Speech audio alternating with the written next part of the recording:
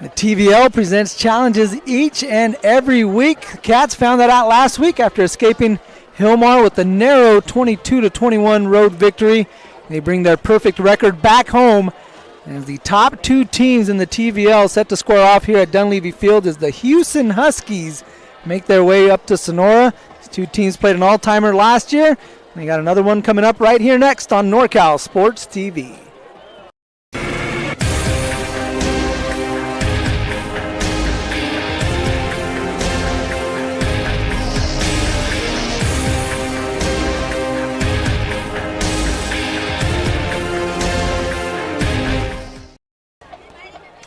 Good evening, ladies and gentlemen. I'm Mario Ramos alongside my broadcast partner, Jeremy Hurtado. Pleasure to have you alongside us here on NorCal Sports TV. We're going on the Scotts Distributing pregame show. We kick off this TVL matchup between the Sonora Wildcats and the Hughson Huskies. Cats coming in with a 7-0 record after picking up a 22-21 victory. About as narrow as you can get in the closest ball game. Obviously, the Cats have played all season, Jeremy. been kind of steamrolling through the competition. Last week out on Lander Avenue, out on the road, they found themselves some tough competition. Hillmar gave them everything they could handle, but Sonora, using that championship pedigree, was able to come out with a second-half comeback to keep that record intact with the perfect 7-0, 3-0 in league play as they host Hughson here on a beautiful Friday night at Dunleavy Field. Yeah, absolutely, and in that game, Sonora got jumped up out on early, and Hillmar kind of took it to the Cats to begin the game. Cats came out a little sluggish, and then they came out and roared in the second half back to a 22-21 victory, having the defense come out and stop the Hillmar Yellow Jackets in the last drive, right around midfield to preserve the victory.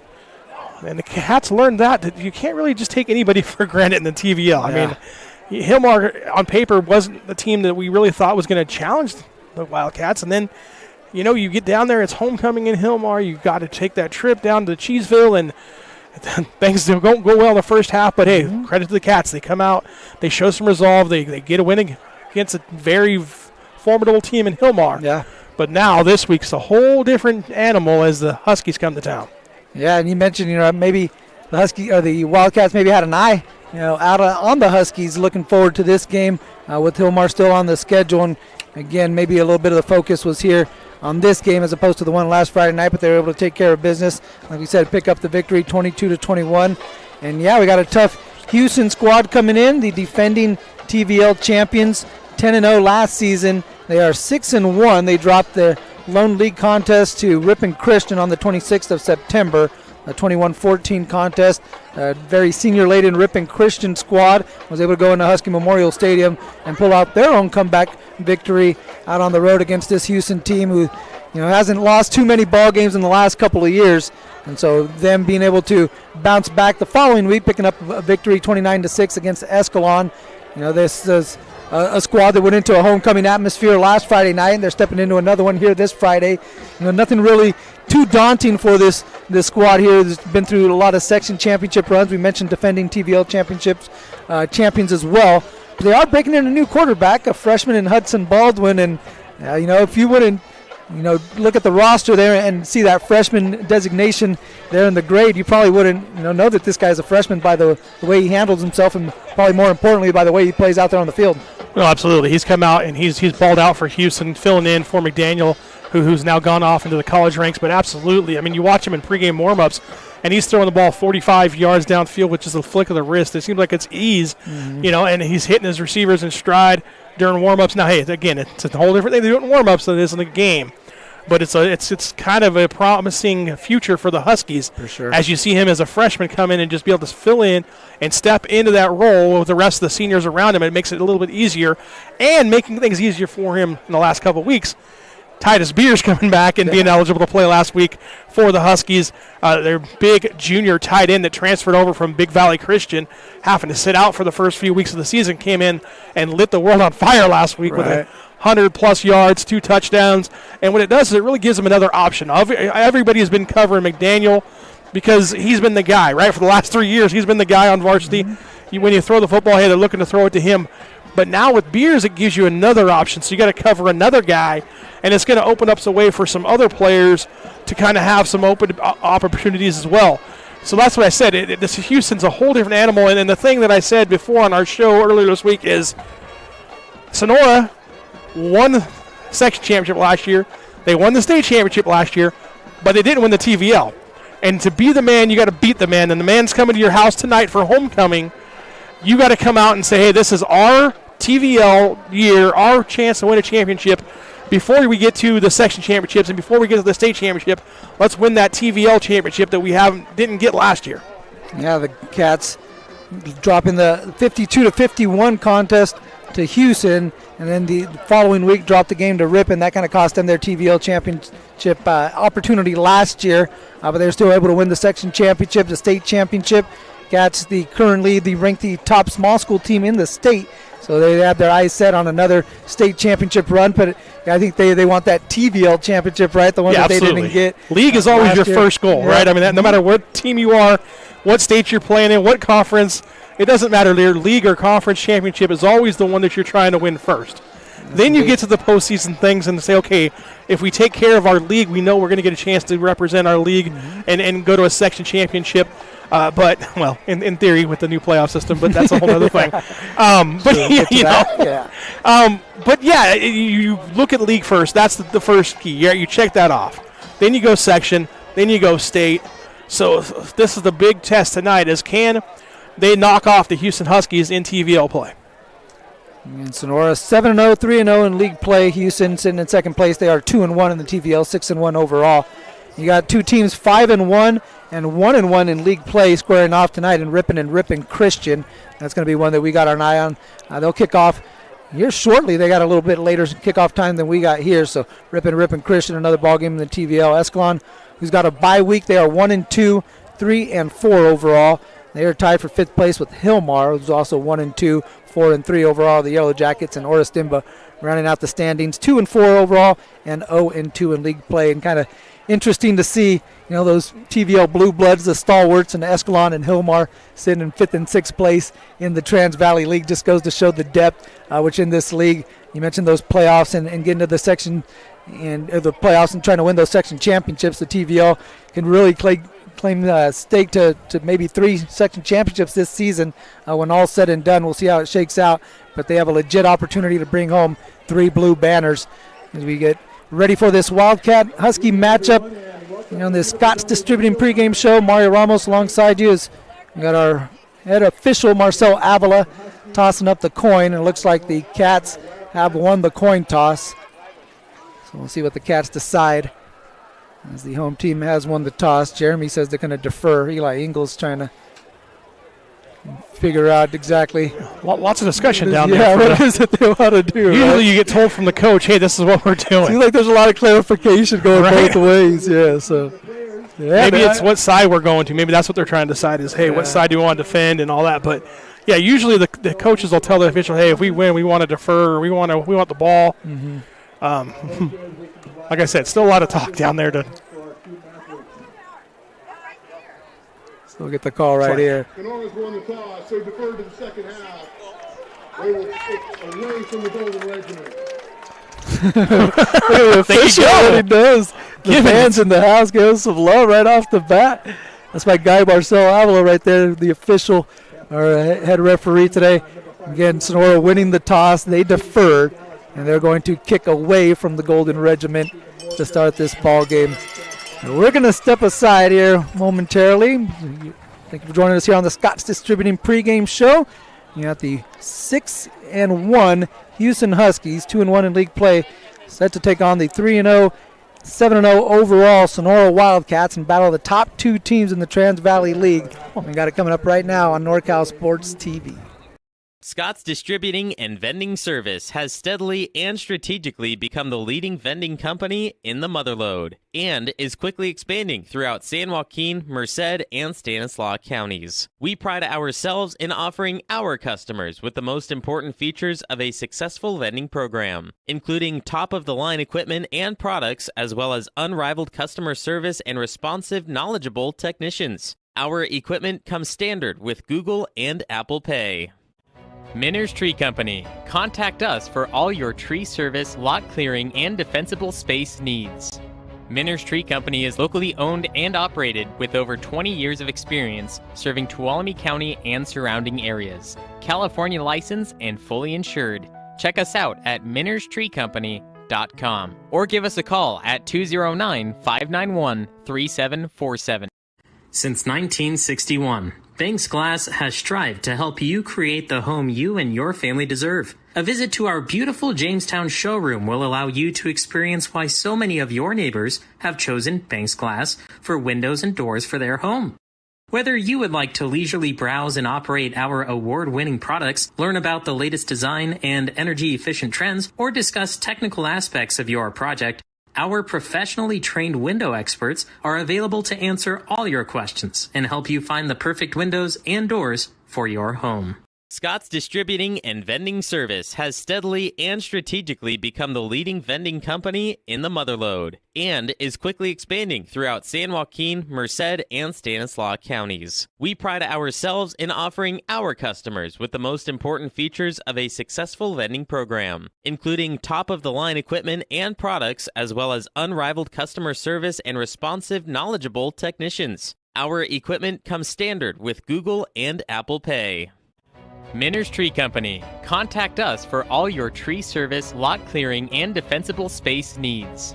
Minner's Tree Company is locally owned and operated with over 20 years of experience serving Tuolumne County and surrounding areas. California licensed and fully insured. Check us out at minnerstreecompany.com or give us a call at 209-591-3747.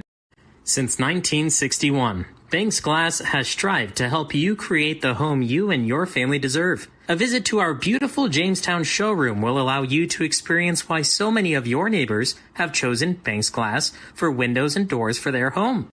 Whether you would like to leisurely browse and operate our award-winning products, learn about the latest design and energy-efficient trends, or discuss technical aspects of your project, our professionally trained window experts are available to answer all your questions and help you find the perfect windows and doors for your home. Scott's Distributing and Vending Service has steadily and strategically become the leading vending company in the Motherlode and is quickly expanding throughout San Joaquin, Merced, and Stanislaus counties. We pride ourselves in offering our... Welcome back to Dunleavy Field, home of the Sonora Wildcats. Alongside my broadcast partner, Jeremy Hurtado, I'm Mario Ramos. Appreciate you joining us right here on NorCal Sports TV. Mason Phillips, Micah Ramos, our camera personnel. Appreciate you joining us for this fantastic matchup we have on tap for you, Jeremy. The top two teams in the Trans Valley League, Sonora and Hughson. Talk about from high school football into the Friday Night Lights. Doesn't get much better than this, my guy. No, absolutely it doesn't, and it's just what we wanted to see right off the bat, right, as a fans is let's see the Wildcat defense versus the Hughson offense. I mean, that's what I'm here to see. That's what I'm excited to see is can the Cats not necessarily contain but slow down the Hughson offense. I think that's going to be the big key tonight is holding Hughson under 35 points, I think, is going to be big for the Wildcats if they want to try and come away with the victory. And I know last year it was 52-51. But I don't foresee that happening again this year. I think it's going to be like more of a 35-28 type of battle tonight. Rigoberto Estrella set to put this Deo Espresso and Smoothie kickoff in the air. Back deep to receive. Landon Peterson slips and falls just out in front of the 10-yard line.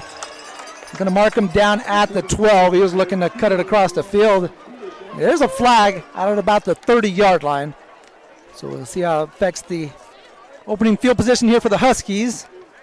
And again, Peterson slipping at the 12. Caught it at about the 10-yard line. His momentum falling forward. Oh, so that's going to push Hughson even further back, half the distance. So not what you want if you're a Huskies fan. You're actually your 6-yard line to start the opening drive of the game. But like I said, hey, run the ball, throw the ball, mix it up. Going to be the key here for the Huskies and their freshman quarterback leading the way. We'll see how they respond early. Here comes Hudson Baldwin, the freshman signal caller. 68 of 115 on the season, 848 passing yards for the Huskies, 9 touchdowns. He's going to hand this one off to the senior Eli Wilbanks, who has stood up at about the 7-yard line. So minimal pickup. It'll be second down and 9. Eli Wilbanks, he's been kind of the bell cow running back for the Hughson Huskies, over 800 yards on the season, at over 1,000 last year. He's a guy who's had a heavy load to start the year, did Eli Wilbanks, and kind of been able to share some carries in the backfield with Garcia. But definitely a guy that you can rely on and a guy that kind of gets stronger as the game goes on. Yeah, and then they came out with that tight formation early. Now you got 4 wide receivers. Love it. Beers all by himself at the bottom of the screen, man-to-man coverage. And it's a handoff up the middle. Garcia, not much on that carry. Maybe another yard on the pickup. Oh, excuse me, that was Wilbanks once again. I beg your pardon. And carry up to, again, about the 9-yard line. So it's going to be third and long, a passing situation, you would think, here for Hughson.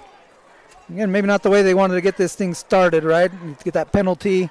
You're ready, inside the 20-yard line, and the penalty puts you inside the 10. A couple running plays. Now you have a 3rd and long situation.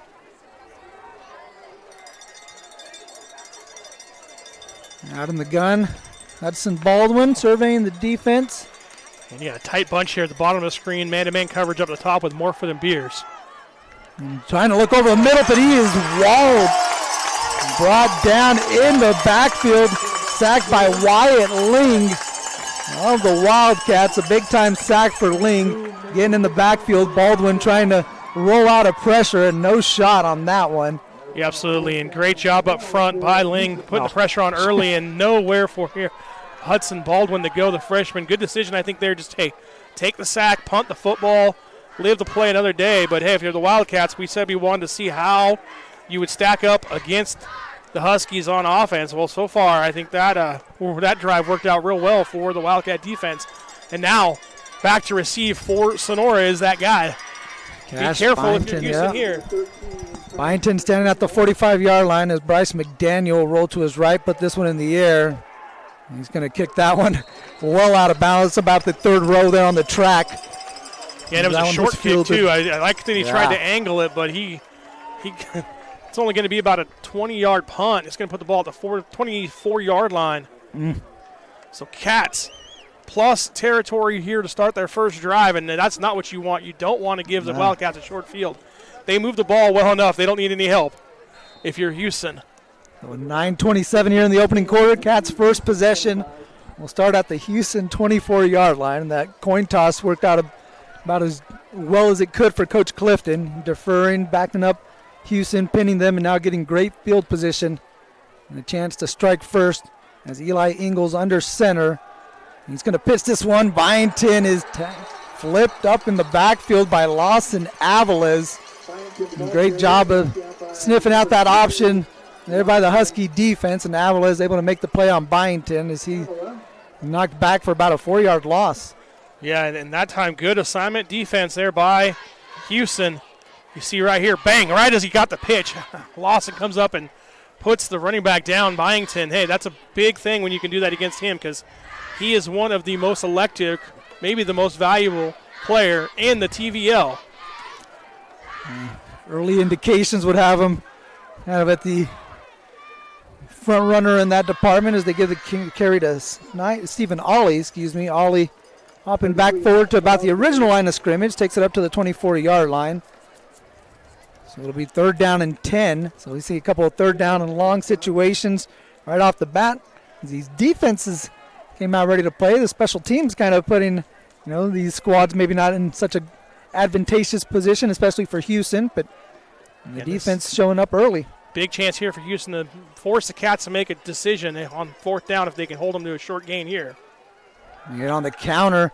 This one goes to Colton Gibson. Gibson's going to get it inside the 20 to the 19. And here comes the field goal unit for the Wildcats, so a chance to maybe cash in with some early points. You got plenty of leg in both of these kickers, with Rigoberto Estrella and also with Noe Pacheco on the other side. This kick here for Estrella is right in the middle of the field. And it's going to be a 37-yard attempt. Wilbanks hopping up and down, trying to distract Rigoberto Estrella. This kick is up and plenty of leg. That one is right down the middle. 37-yard field goal, never any doubt. It is good for Rigoberto Estrella as he gets the Cats on the board. Sonora strikes first, 3-0 Wildcats. Take a commercial break. Be back with more Wildcat football on NorCal Sports TV. Scott's Distributing and Vending Service has steadily and strategically become the leading vending company in the Motherlode and is quickly expanding throughout San Joaquin, Merced, and Stanislaus counties. We pride ourselves in offering our customers with the most important features of a successful vending program, including top-of-the-line equipment and products, as well as unrivaled customer service and responsive, knowledgeable technicians. Our equipment comes standard with Google and Apple Pay.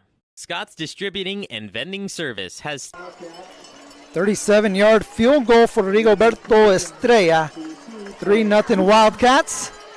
Sonora on the board first. And back deep to receive once again Landon Peterson, who slipped on his first return attempt. He had a penalty that compounded the situation for Hughson. We'll get a shot at this one as he fields it at the 5-yard line. Peterson looking for a gap and will get out past the 20-yard line. Pushed down at about the 22. Looks like where they're going to mark it. So 3-0. The Wildcats able to cash in on good field position, but for Hughson, you got to be feeling pretty good about getting that stop, and really nothing threatening there for the Wildcats offensively on that first possession. Again, a short possession, but again, a good stand for the Hughson defense.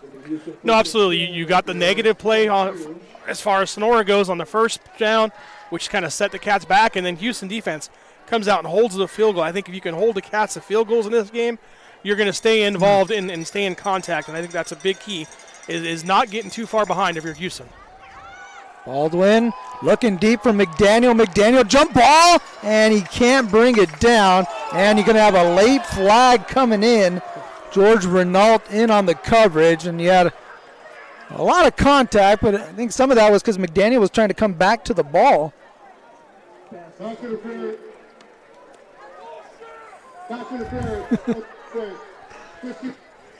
You can hear that possibly over the microphones. The crowd officials weren't too impressed with that call. Not at all. Regardless, hey, that's that one-on-one coverage that we were looking for on that outside, and then they took advantage of it, threw it up. In my opinion, two things can happen that are positive for you: is you get the catch, or you can get the pass interference call. That time, PI gets the Huskies a first down.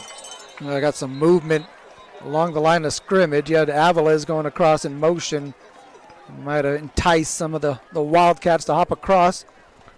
We'll get the call here from our official, Marcel Avila. And back-to-back penalties against the Cats. Not the way you want to start a drive after you just got points. Encroachment on the defense. 5-yard penalty. Still first down.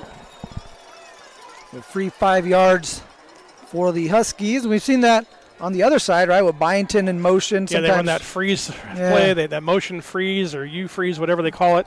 But, yeah, they got it always that that time. weak side or that offside linebacker, right, outside linebacker. Yeah, they see that motion end. coming at you, and you get all excited, and you just jump. And low snap. Baldwin digs it out, gets it out to Wilbanks in the flat, hit by Renault, but he's able to lunge across the marker, picks up the first down. 6-yard pickup and the pitch and catch from Baldwin to Wilbanks. And a first down for the Huskies. The first down, not via penalty for the Huskies, too. So that's a big one, too, getting them almost up to midfield. First completion of the ball game, too, for the quarterback, Hudson Baldwin. Sometimes it's good to get those easy ones, right? Try to build your confidence. Yeah, absolutely. You get that little flip out there to the running back, get your confidence up. Here's that reverse motion again. And they fake it to Aviles, and Baldwin rolling to his left, and he's just going to have to go down. A flag comes flying in. We got Alderman, who was in on the sack. Also back in there was Chance Davis, but we'll get the flag, which was thrown right at the point of contact. Looks like it's going to go against Hughson. Yeah, it looked like a hold on an offensive lineman, so you make a bad play even worse as you had the sack. Luckily for Hughson, they're going to decline the penalty because they would have been 10 yards from the spot of the foul. Instead, they just lose 10 on the play. Right, and lose so it I guess down either as way, well, you lose it down that way. So yeah. Brings up 2nd and 10. I'm sure Sam Alderman, too, and wouldn't mind keeping the sack right, as yeah, well. You want that if you're the defensive lineman, right? You work hard for those. You don't want to give those up via penalty. Second sack of the game for the Wildcats. Brings up 2nd down and 18. Baldwin quickly out to Aviles. Aviles picks up a couple blocks and splits some defenders, but Byington able to hang on to him and bring him down just shy of the 50-yard line. Pick up about 9 yards on that play. It's going to bring up a 3rd and long situation. Good job there on the perimeter by the wide receivers of Hughson. Open up some space for Aviles. Yeah, it brings up a 3rd and manageable now here. You're close to midfield. If you get even half of this, I think you're in 2-down territory for Hughson. You don't want to give the Cats a ball, again, on your side of the field, but yet at the same time, you can't just keep giving the football back to them and trying to hold them on defense. I think you got to put points on the board on this drive if you're Hughson. Beers at the bottom of your screen. Baldwin under pressure. Ling got a hand on it, deflects it, knocks it down. How about Wyatt Ling? He's been living in the backfield to start this ball game. Bats down that pass. The cowbells are coming out here as the 4th down for the Huskies, and the punting unit will come out. Yeah, they try to set up a middle screen here. Coming back underneath, and Ling just gets his hands up, knocks it down. They don't block him, so it's an easy rush for him, but I like that he just went after the quarterback anyway. Get your hands up in the way, make a play, and what you do is you force Hughson out to punt. We were talking about if they picked up half of it, they might go for it, but now it's 4th down, punting situation. McDaniel held on to that one for a while, and Byington's going to let this one bounce to his right. Rolls inside the 10 and then hops back outside the 10 to they're going to mark it right down at the 10, so that's where the Wildcats will take over their second possession with 5:01 left to play in the opening quarter. So, yeah, maybe not the shootout that we saw, right? We still got plenty of time left, but this one's... Both these teams could put points on the board in a blink of an eye, so that's not an issue. But this one does have a bit of a different feel with these defenses kind of settling in here to start the ball game. Yeah, like I said, I didn't see it being a 52-51 game this time, but I still think 35 points is going to win it for you either way. Cats get their second chance right here. And there you go. You called it loud. Right? There's that wing motion, freeze play. Look at it. He's going off the defensive line's right side, right? Running away from that. But it's the guys on the left side who are jumping off sides. Like I said, it's just that flash of motion that you see as a lineman, and you're like, okay. Now you want to get off quickly right on the snap. But it's not the center. You're supposed to be looking at the ball, not the wing guy. So easy 5 for Wildcats, brings up a 1st and 5. On 1st down, Ingles play action, trying to get this one out. Pass complete, caught by Colton Gibson. Nice out pattern there by Gibson. We've seen him with the carry, now with the completion. And Colton Gibson factoring in early here in the Wildcat attack. Gets a 1st down out to the 20-40-yard line. 1st and 10, Sonora. Yeah, and it's funny because during the pregame show, we were watching the quarterbacks warm up, and I was watching Ingles. He's throwing the ball, 40 yards downfield, too. Like, hey, just because that other team over there throws the ball more than us doesn't mean we can't throw the ball. No. Hey, if I given the opportunity, I can wing the ball around pretty well, too. So it's kind of a different philosophy. This one's given to Ollie right up the gut. Ollie's still running forward like a tush push, being pushed out past the 30 to the 33-yard line. Actually, that was Dallas Latin, I beg your pardon, not 23. It was 33. You mentioned, a few guys getting some carries here. You saw Tommy Sutton. He's out there in street clothes, still nursing that right arm injury. Usually the bell cow running back for Sonora, but we've seen Stephen Ollie kind of take that spot. Now we're seeing Dallas Latin, who's lined up at the fullback spot behind Ingles, getting some carries as well. They fake it. Got a man wide open. Byington right down the middle of the field. No one's going to catch him. Touchdown, Wildcats. 66 yards. And they left the threat, Cash Byington, running free right down the seam. A blown assignment for Hughson. It cost them a touchdown. 9-0 Sonora. And on cue, right? We just talked about the situation where, hey, just because they don't throw the ball, they can. Wide open, right over the middle of the field, and nobody within 15 yards of Byington. And guess what? You're not going to catch him when you give him that head start. Right, he is gone. So the land a quick 6 for an easy touchdown for the Wildcats. You see the safeties just totally sucked in right there with that play action fake, and Byington able to breeze past him. High snap brought down by Morefoot, and the kick from Estrellas boomed through the uprights. 10-0 Wildcats, 66-yard touchdown pass from Eli Ingles to Cash Byington. Cats lead 10-0. Since 1961, Banks Glass has strived to help you create the home you and your family deserve. A visit to our beautiful Jamestown showroom will allow you to experience why so many of your neighbors have chosen Banks Glass for windows and doors for their home. Whether you would like to leisurely browse and operate our award-winning products, learn about the latest design and energy-efficient trends, or discuss technical aspects of your project, our professionally trained window experts are available to answer all your questions and help you find the perfect windows and doors for your home. At Deo, our purpose is to... Dale Espresso and Smoothie kickoff with the Sonora Wildcats leading the Hughson Huskies 10-0 following the 66-yard touchdown pass from Eli Ingles to Cash Byington. Estrella's kick fielded at the 2 by Peterson. Peterson's got the right sideline. Peterson out in space. Estrella comes out and trips him up at the 35. What a play from Rigoberto Estrella.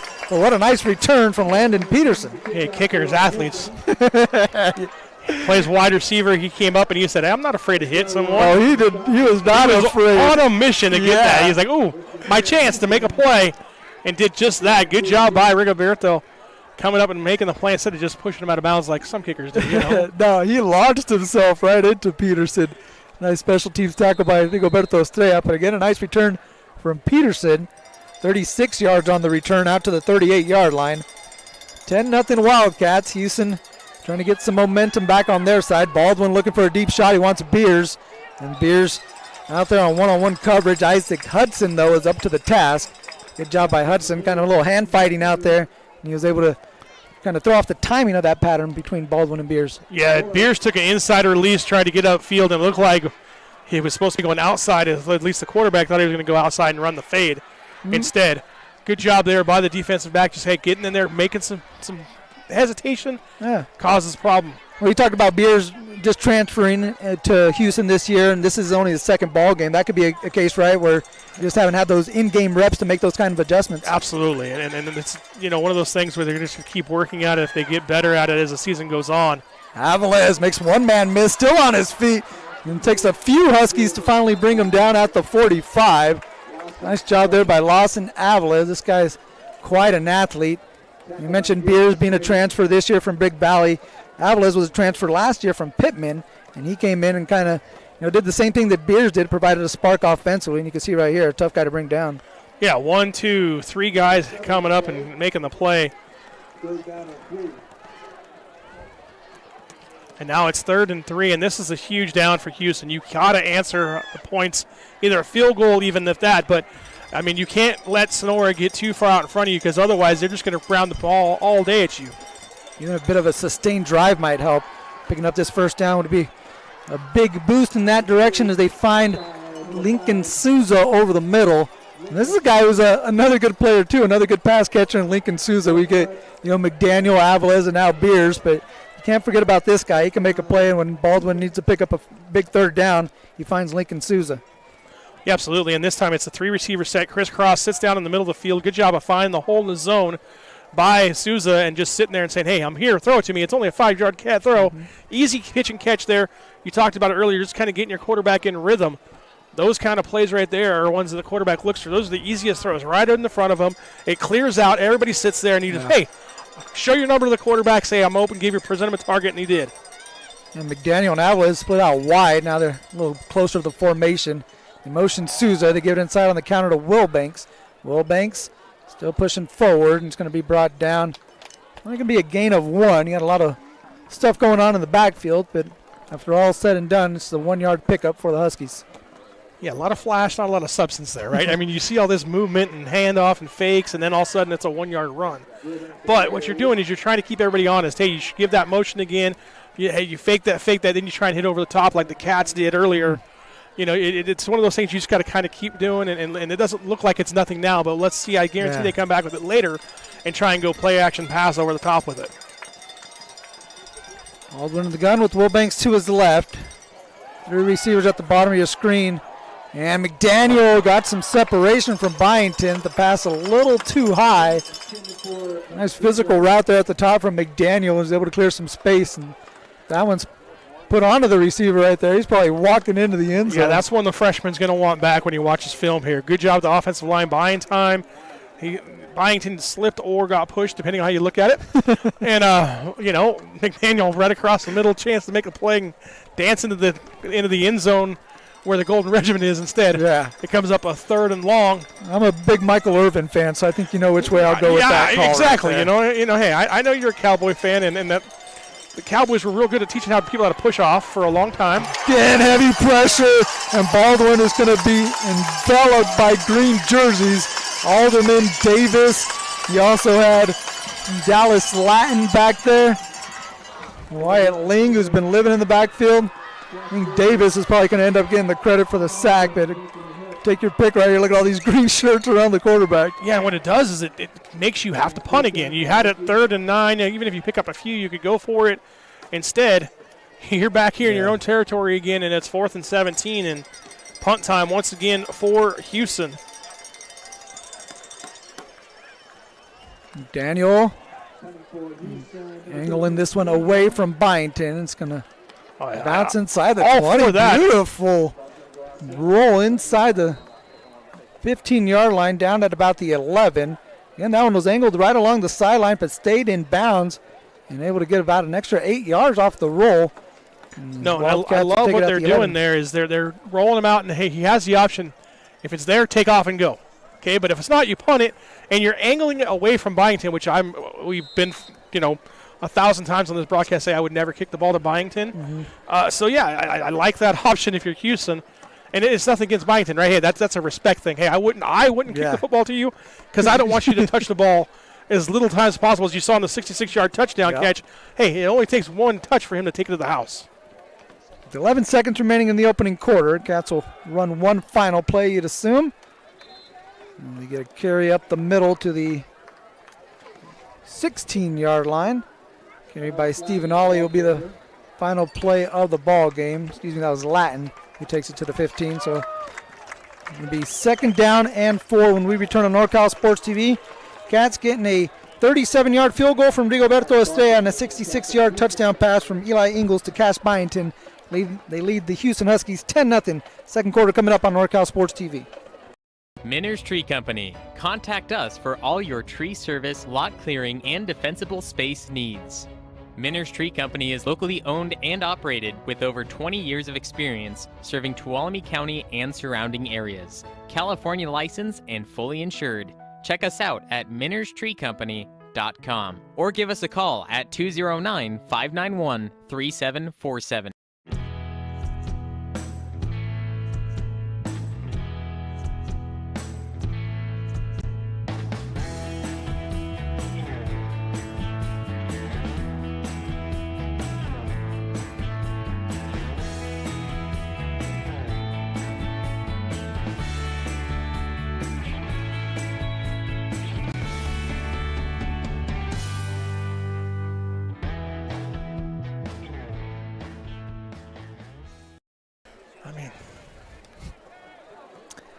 Alongside Jeremy Hurtado, Mason Phillips, and Micah Ramos. I'm Mario Ramos on NorCal Sports TV. Wildcats leading the Huskies 10-0 as we start the second quarter of play. 2nd down and 5. Sonora with it at the 17-yard line. Ingles under center. Takes the snap. And 2nd down carry, excuse me. It's going to be about a 2-yard gain. This one goes to Stephen Ollie. He'll take it to the 19-yard line. 3rd down and 3 for Sonora. It's be a nice stop for the Huskies. Yeah, huge play. I was just going to say, you're in my mind there. This is a big stop on defense if you can get it here for the Huskies.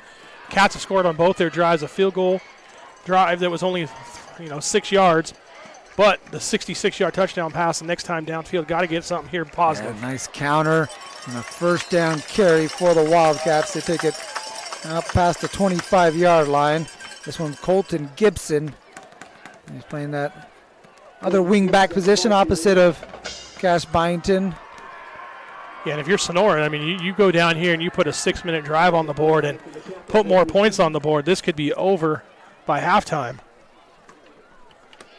Yeah, Cats could get a touchdown here.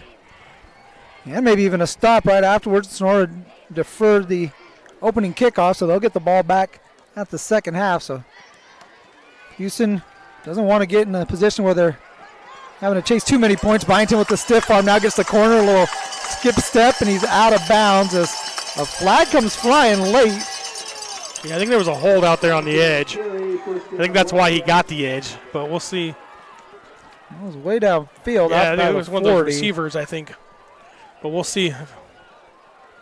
Regardless, that's the reason you don't get Byington the ball if you're the Huskies, right? You got to make sure you keep that guy under control. kind of on an absent, like, Now they're going to pick up the flag. There you go. So no penalty. Flag. A little Derrick Henry-esque stiff arm there from Byington. We've seen the shift in the speed from Byington. That time a little power as well. He was able to brush off the first defender. So first down and 10. Byington able to get out of bounds at the 40-yard line. Fresh set of downs for Sonora. Ingalls from the right hash.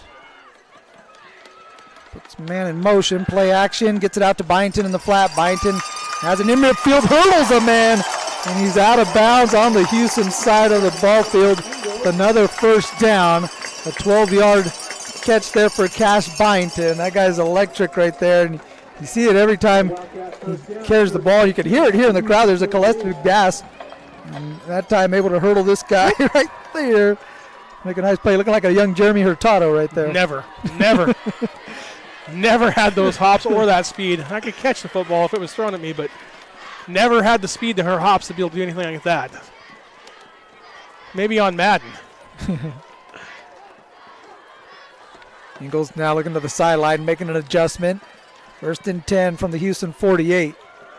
Here's a carry. A lot of space for Ollie. He's got the sideline, trying to cut it back, but he slips at the 33. Coach Clifton saying, keep going upfield. Yeah.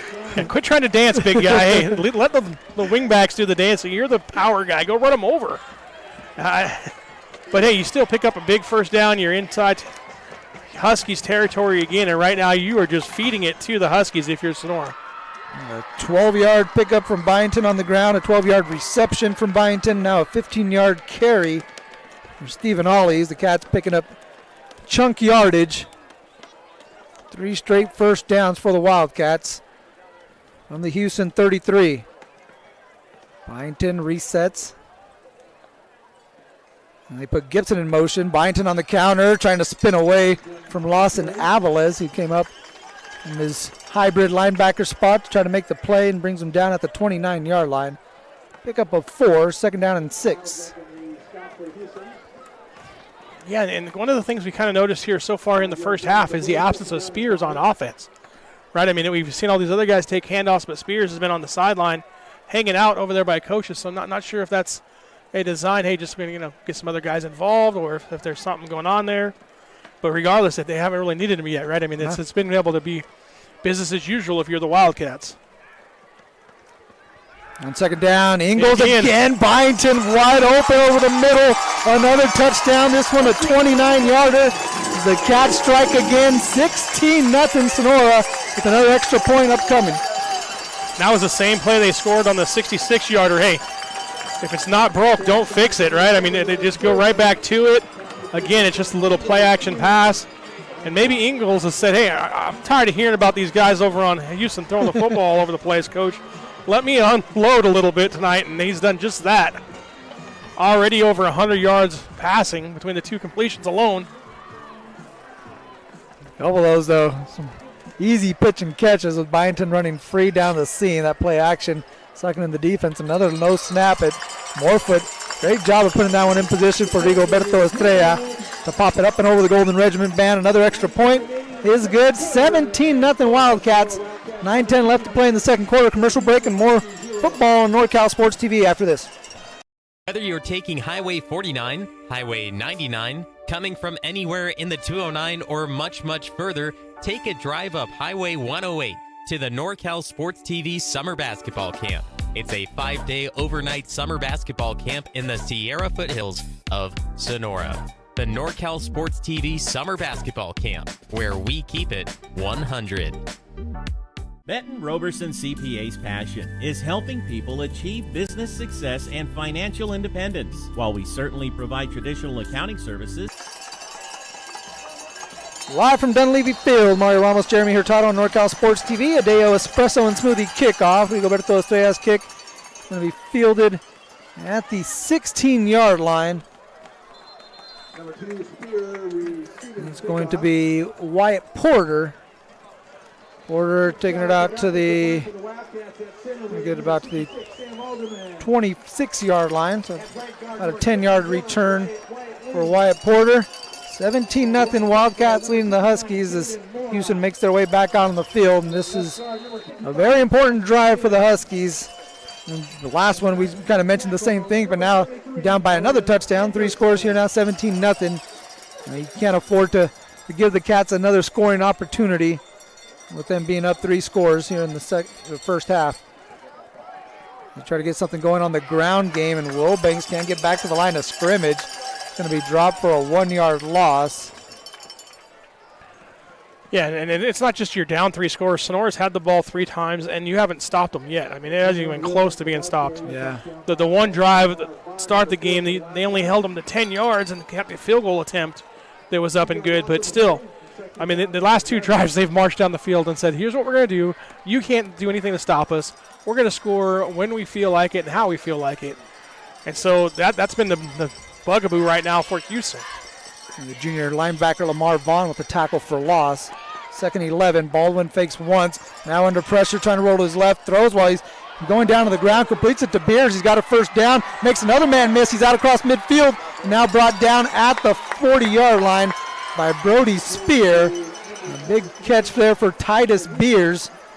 He was able to make a couple men miss, and then the big fella got rumbling out across midfield as the Huskies get into Wildcat territory. What a pass there from Baldwin. Yeah, Baldwin, as he was going to the ground, finds Beers, and then Beers makes a few guys miss. And then I'm not sure what that was, but I like it. Hey, regardless, that was a big play. You needed that if you're the Hughson, because you've basically not moved the football at all here in the first half. 1st and 10. Baldwin spinning all around, and now gives it to Lawson Aviles. Look like a carousel back there. And Aviles able to get back to the line of scrimmage, so another one of those plays where we see a lot happening in the backfield, but not a lot going north and south. 2nd down and 10 upcoming for the Huskies. Yeah, a lot of spin, a lot of fakes, but not a lot of yardage gained. So he made a couple of pirouettes on that one. Well, hey, you don't get any points for those here in football, so. No gain on the play, 2nd and 10. 2nd down and 10. McDaniel and Aviles split out wide to the right. And Beers at the top of your screen, out on the left. You get it to Aviles, slot right. Aviles able to momentarily get past Morefoot, but Morefoot able to trip up Aviles. At about the 32-yard line. About 3rd and 1, I think. It's going to be a little shy of the first down. Still, great job there running them off. It's just a 2-receiver route. You run the outside guy on a vert, inside guy on a quick out, and there's nobody there to cover it. You throw it, you try and get it before the linebacker can get out there and cover, or the safety in that situation. And it was a good execution there by Hughson, so much so that McDaniel was running his route even after the ball was caught. And he's still running up there saying, hey, and the defender was trying to cover him. So good job of little acting there by Hughson. Now it's 3rd and 1. Got to pick this up. In the shotgun, they get out to Wilbanks in the flat. Again, breaks a tackle. And now Vaughn able to complete the defensive stop for Sonora. Out near the 20-yard line, but that's going to be plenty good for a first down for Hughson. And this has got to be what Coach King of the Huskies was envisioning as far as the offensive attack. It's been a nice drive here for Hughson. Yeah, and again, now you're just picking on the outside linebacker, that time Vaughn. And it's just a flood concept again where the 2 receivers are clearing out, the back's coming out of the backfield, and you're trying to pick on that linebacker saying, hey, our athlete's better than your athlete at this point in time, and getting him out there with the ball in space. Beers one-on-one at the bottom with Morefoot. Motion in Souza.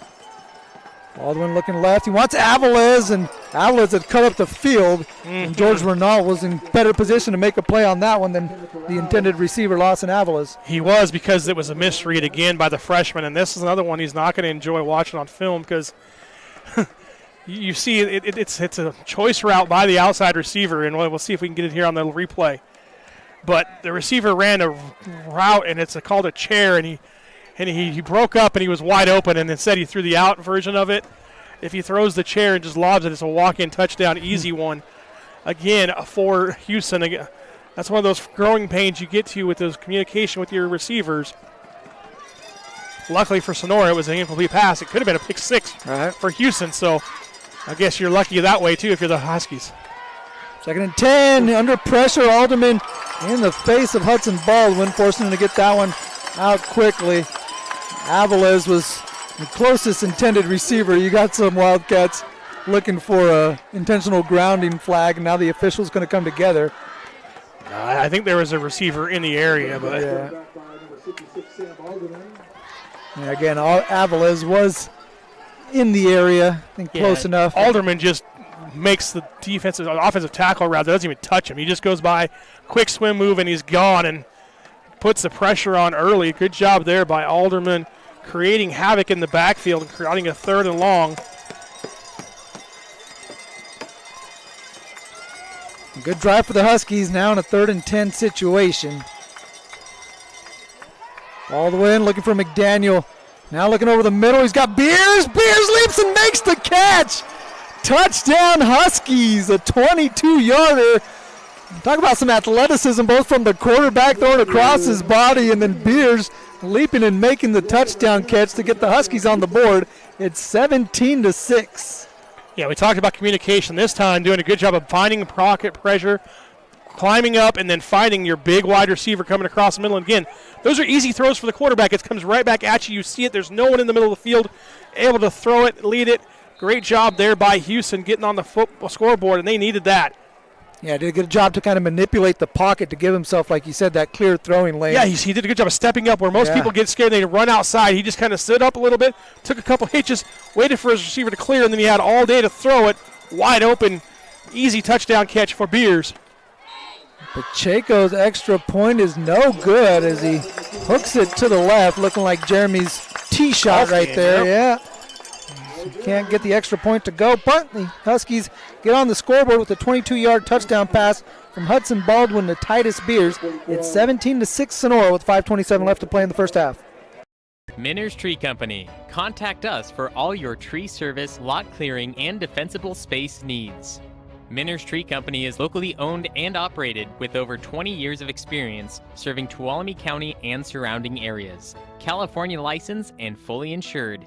Check us out at minnerstreecompany.com or give us a call at 209-591-3747. Since 1961, Banks Glass has strived to help you create the home you and your family deserve. A visit to our beautiful Jamestown showroom will allow you to experience why so many of your neighbors have chosen Banks Glass for windows and doors for their home. Whether you would like to leisurely browse and operate our award-winning products, learn about the latest design and energy-efficient trends, or discuss Today espresso and smoothie kickoff. Hughson Huskies will kick off for the first time. Noe Pacheco, a little roller, and trying to keep it away from Cash Byington. This one picked up at the 20-yard line. Looks like Colton Gibson going to take it to the 38. Yeah, now after that touchdown drive by Hughson, you got a little momentum going. See if the defense can get a stop here and get yourself a chance to score again before the half, because like you talked about earlier with the deferring of the kickoff, Wildcats get the football to start the second half. So if they go down here and score now and use most of the clock, they get a chance to come up and double up. And again, now it's going to be a huge battle to climb out of if you're Hughson. Yeah, it's a big possession here for the Husky defense. 5:22 left to play. Ingalls and company coming back out at the 39-yard line, leading by 11. Top two teams in the Trans Valley League squaring off at Dunleavy Field. Ingalls will put it in the belly of his fullback on first down. It's Stephen Ollie taking it to near the 42-yard line. About 3 yards. 2nd down and 7 for the Wildcats. The clock rolling to about 5 minutes left to play. Yeah, like you said, man, if they get a score here and get the ball back, it could be, tough sledding, especially for this offense. It's got a little bit of momentum, right? They're cut it to an 11-point lead. I'd hate to see themselves down nearly 20, right? Maybe by the next time they touch the ball. Yeah, that's the disadvantage here so far. And now Ingalls keeps it himself, skipping through traffic, out past midfield to the 44-yard line. Hasn't called his number too much this evening. It's a good time to keep it himself, and he's able to pick up the first down. Yeah, he's been more prolific with his arm tonight than his legs. But that time, good job at making the choice to keep it and get in positive yards and get into Huskies territory once again. And you can kind of look at the defensive lineman of the Huskies just kind of hands on their hips, a little dejected after that first down. Let's see if the Cats take advantage of it here and try to strike quickly. First down.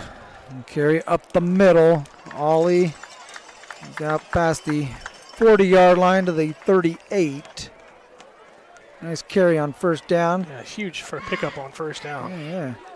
Keeps them in front of the chains. Second down and 5. And this is where, it's that play action opportunity right here. We've seen the Cats be able to entice Hughson's defensive backs in on these running attempts, and Byington able to run free down the seam. Yeah, and you might even go hard count here for the Cats. Try to pick up an easy, quick, free first down and you really kind of create more problems for Hughson. They shift Gibson and Byington, who's now in motion. Give this to Ollie, left side. And he is brought down by Titus Beers. And not after he picks up a first down out to the 33-yard line. 6-yard pickup for Stephen Ollie. First and 10 for the Wildcats. Got a timeout taken by the Hughson Huskies. So Hughson will take their first time out of the ball game with 3:23 left to play. We'll take a break as well. Wildcats lead the Huskies 17-6 on NorCal Sports TV. Roberson CPA's passion is helping people achieve business success and financial independence. While we certainly provide traditional accounting services such as tax preparation, payroll, and bookkeeping, we also offer a variety of advisory services to help with business planning, Social Security decisions, income and asset growth, tax efficiency, and much more. Benton Roberson CPAs is here to help our clients achieve their goals through a generational relationship and wealth building. We hope to see you soon.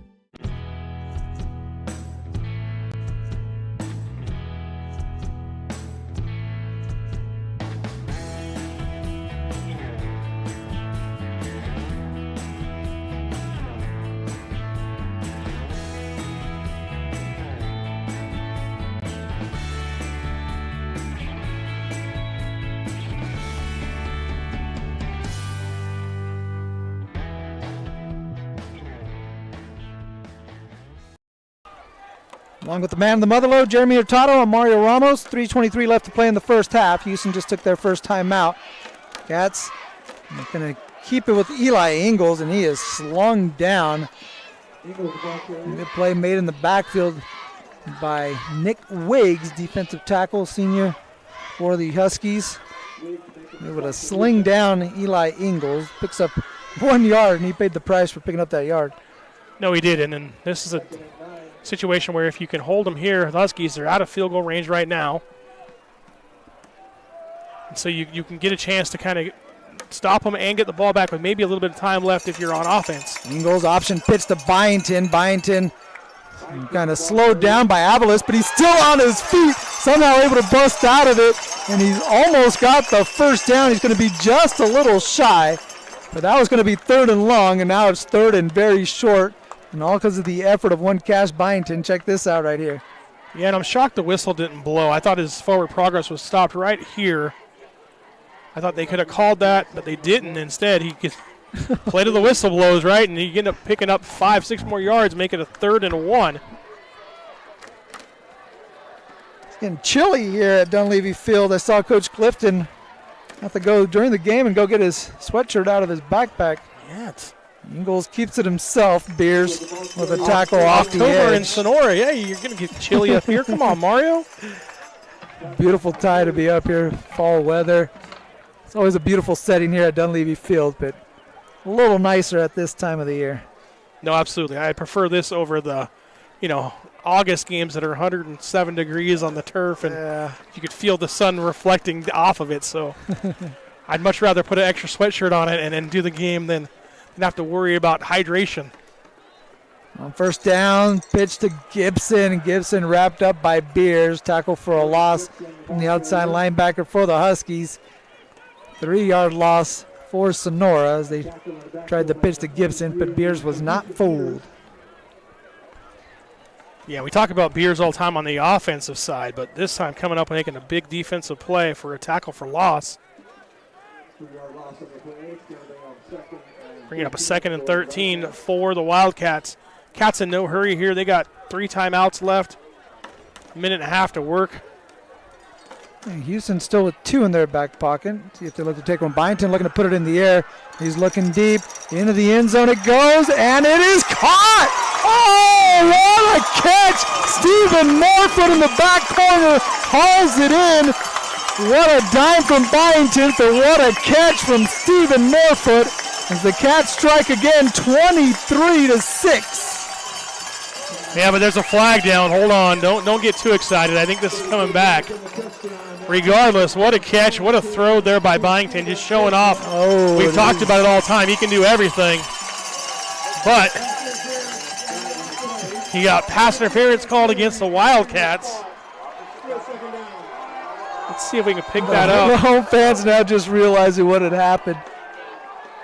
A little push. I don't know. I didn't see it in our replay. I think the DB is definitely calling. Yeah, he's definitely saying he pushed it off of him. So, unfortunately, didn't get it on the camera, but that's a huge break if you're Hughson. And Bryce Williams, the defensive back, who was out there fighting with Morfoot. Morfoot got caught, and the flag comes out and wipes away the 23-yard touchdown pass from Byington to Morfoot. Yeah, it makes it 2nd and like 28. Yeah, big penalty. I got a 2nd and 31 here on the scoreboard. Right, yeah, I was close. I went to Somerville. From the 39-yard line, Ingles going to put it in the air, and instead he's going to run it himself. Brings it down, makes a couple men miss, and brought down at the 25-yard line. Good carry there, 14 yards. And I think Sonora is going to call a timeout. Hughson was looking to call one as well, but they're going to credit the Wildcats with their first timeout. So both teams will have 2 timeouts remaining when we come back. Got a minute and 11. It'll be 3rd down and 15 for the Wildcats when we return. Minner's Tree Company. Contact us for all your tree service, lot clearing, and defensible space needs. Minner's Tree Company is locally owned and operated with over 20 years of experience serving Tuolumne County and surrounding areas. California licensed and fully insured. Check us out at minnerstreecompany.com or give us a call at 209-591-3747. Scott's Distributing and Vending Service has steadily and strategically become the leading vending company in the Motherlode and is quickly expanding throughout San Joaquin, Merced, and Stanislaus counties. We pride ourselves in offering our customers with the most important features of a successful vending program, including top-of-the-line equipment and products, as well as unrivaled customer service and responsive, knowledgeable technicians. Our equipment comes standard with Google and Apple Pay.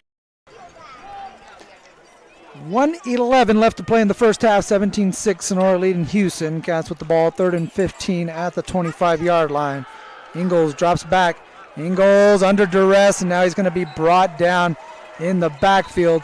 First sack of the game for the Hughson Huskies, and it comes from Bryce Calkins, the senior with the sack. And Houston's going to take their 2nd timeout. We're going to stay here with you on NorCal Sports TV. You take a look at the Calkins sack of Eli Ingles. Good job there by Calkins. Got a hand up and then kind of swiped down and got the quarterback. Yeah, he did a good job of just getting inside leverage with his left hand, getting separation, which is offensive lineman. You hate that. You always want us to keep it close and keep it a street fight. When you get separation, the defensive lineman usually wins, and that was the case there. Separated and was able to use his offhand to grab the quarterback and bring him down for a big loss. And now I think it kind of puts you at a field goal range if you're the Wildcats. So now you're going to have to go for it. I don't see you punting it here. That's going to be a 47, 48, 49-yard field goal from here. And so yeah, and I think Rigoberto's leg's about a 45, but they're going to line up to go for it, looks like. Yeah, it'll be from the left hash. Morfoot looking to put down the tee at about the 38-yard line. Watch the fake here. I think Huskies are in a safe defense. For sure. Avila's even going to drop back a little further into the end zone, see if he maybe have a return opportunity. To be a 48-yard attempt from Rigoberto Estrella. Good snap, good kick, and it is good! Rigoberto Estrella from 48 yards out Gets it up and over the crossbar. The Cats get 3 points out of this one. He is pumped up, and he should be a 48-yarder. Makes it 20-6. Yeah, and that'll show me, right? I said, hey, his leg's about 45. But he's going to add that, adrenaline going from and he sure drilled that. I mean, he kicked it, and I was like, oh, he drilled it. Yeah. And he sure did. I think it was good from probably another 5 yards away even. Huge kick there. Gets you back to a 2-touchdown lead at the half, or going into half, you would hope. But there's still 59 seconds left to go here in the first half. Hughson got to go score, even if it's another field goal, right? You got to go get points here just to try and take the momentum into the locker room. Yeah. You're down 2 touchdowns. You'd feel a lot better if it was 20-14 or 20-13 even at the half. Feel a lot better with the good return right here as Peterson gets it at the 6-yard line. Peterson skipping around, looking for a gap on the right side. And a great special teams tackle from Ethan Craig, because if he gets past Craig right there, there's a whole lot of room on that right sideline. You ain't kidding. Yes, absolutely. It was one guy left to beat to get down the sideline and maybe not score, but at least get it near midfield. Right? And, Craig was able to make the play, luckily for Sonora, because, like you said, that could have been an even bigger return as it was. It was still a 20-yard return. It could have been a 50, 60-yard return had Craig not been able to grab him and hold on. Yeah, now Peterson's going untouched to midfield right there if he gets past Craig. A good tackle from Ethan Craig. We'll get the ball at the 21-yard line. Huskies with 1 timeout, 52 seconds left to work with. Try to see if they can maybe at least get that field goal back, right? Yeah, absolutely. Baldwin rolling to his left. Gets rid of it towards the sideline. Aviles has it at the 25, and he gets out of bounds. Stops the clock at 45 seconds left. It'll be second down and about 7 for the Huskies. 6 or 7. 6, 7, as the kids say. Yeah. Yeah, and then this is a drill you work on every day, week in practice, sometimes every couple days in practice. You set it up and say, hey, you got 60, 70 yards to go. You got 1 timeout left, less than a minute. Go see if you can, score on our defense. So it's not anything unusual for the Huskies here. Baldwin stepping up in the pocket, takes a shot, but gets rid of it. And Aviles was past Renault, but that one just too far out of reach for Lawson Aviles. He gets maybe a little more air underneath that one. Yeah, and that time he stepped up into the pocket, and he was trying to avoid getting hit. I think that's why he kind of rushed a little bit. And again, that's one of those ones he's going to look at film and go, man, if I had that one back, I could have just put a little air under it. He was going to get hit anyway. Yeah, you're going to get hit. You might as well make the great throw, right? I mean, it was still a good throw. But, so it's one of those, that's the 3rd time so far here in the first half that you kind of wish you had a little bit better accuracy if you were the quarterback from the Huskies. Man, Aviles again had a step on his man. And we get behind the defense. Now 3rd down and 6. Baldwin stepping up, and McDaniel, did he bring it in? Couldn't bring it in, a one-handed attempt. The Byington jarred it loose. McDaniel on the ground. The flags come flying out. And McDaniel being tended to now by some members of the Huskies staff. And a big hit from the defensive backs of the Wildcats. We've seen this before, but it might have been a little too much after the play. We'll see. Yeah, the play was great. Byington did it, and then that little flexing there. I shocked he didn't get it the first 2 times he did it, and then the official throws a flag, and I don't know if it was on him or somebody else, but what it really is going to do is going to be a huge break for Hughson, even though McDaniels is down, right? I mean, that's a big loss for the Huskies right now, but you're going to give them a first down because it was a 3rd down play. A 15-yard penalty is going to make it a first down. Mm-hmm. You're going to get out and past the 40-yard line, out to the 41-yard line, and so that becomes a huge play where it could have just ended things and ended the first half. Instead, now the Huskies got a chance to put some more points on the board. Now there'll be 33 seconds left.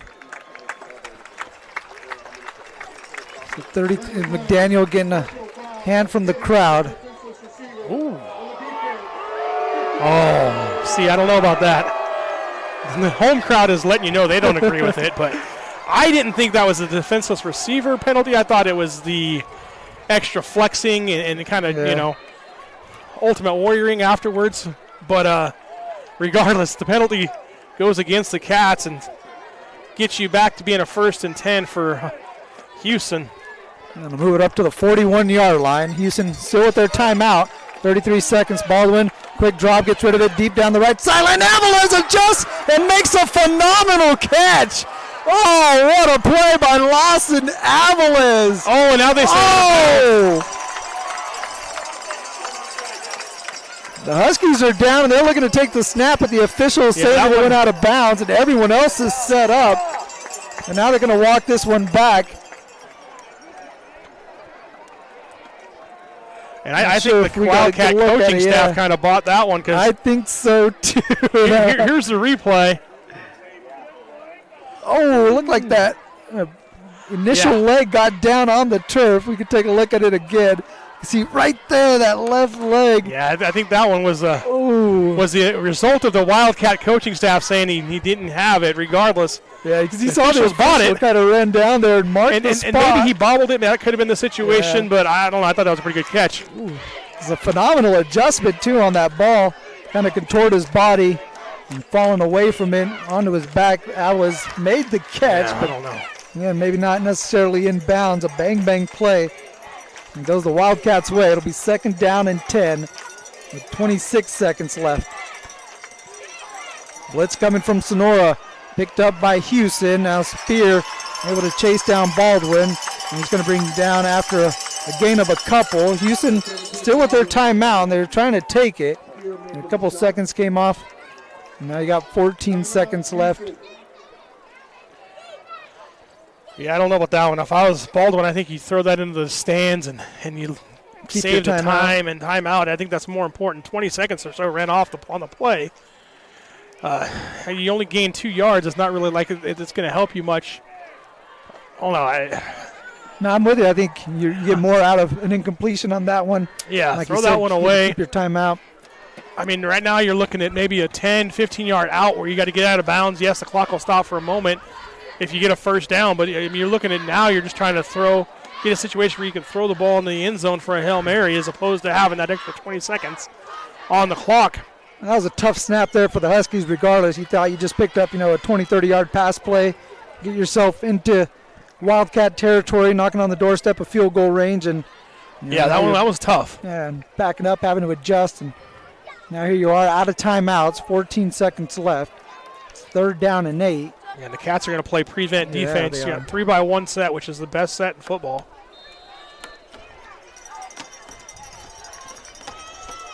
Baldwin with Wilbank, to his right. Takes the snap on 3rd down.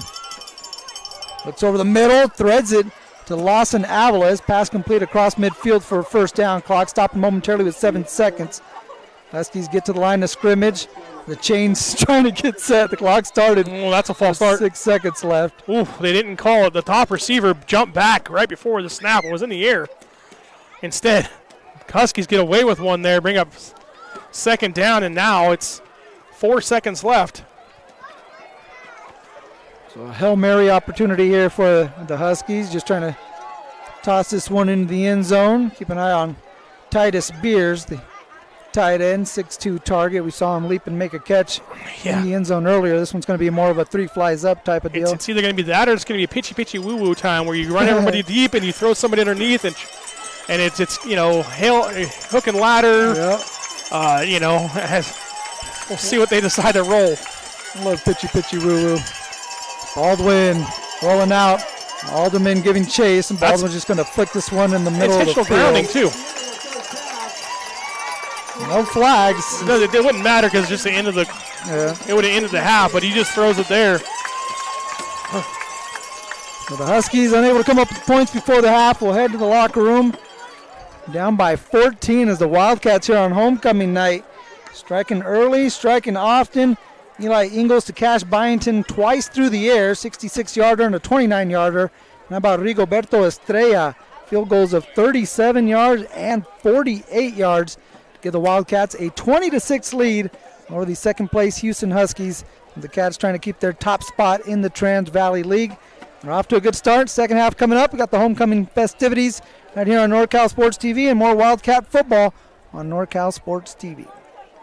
Minner's Tree Company. Contact us for all your tree service, lot clearing, and defensible space needs. Minner's Tree Company is locally owned and operated with over 20 years of experience serving Tuolumne County and surrounding areas. California licensed and fully insured. Check us out at minnerstreecompany.com or give us a call at 209-591-3747. Since 1961, Banks Glass has strived to help you create the home you and your family deserve. A visit to our beautiful Jamestown showroom will allow you to experience why so many of your neighbors have chosen Banks Glass for windows and doors for their home. Whether you would like to leisurely browse and operate our award-winning products, learn about the latest design and energy-efficient trends, or discuss technical aspects of your project, our professionally trained window experts are available to answer all your questions and help you find the perfect windows and doors for your home. Whether you're taking Highway 49, Highway 99, coming from anywhere in the 209, or much, much further, take a drive up Highway 108 to the NorCal Sports TV Summer Basketball Camp. It's a 5-day overnight summer basketball camp in the Sierra foothills of Sonora. The NorCal Sports TV Summer Basketball Camp, where we keep it 100. Benton Roberson CPA's passion is helping people achieve business success and financial independence. While we certainly provide traditional accounting services such as tax preparation, payroll, and bookkeeping, we also offer a variety of advisory services to help with business planning, Social Security decisions, income and asset growth, tax efficiency, and much more. Benton Roberson CPAs is here to help our clients achieve their goals through a generational relationship and wealth building. We hope to see you soon. At Deo, our purpose is to provide you with the best quality drink available and the fastest service. Now with 10 little yellow drive-through coffee shops in the foothills of the Sierra Nevada. Voted best cup of coffee 16 years in a row. Check out our menu and locations at deoespresso.com.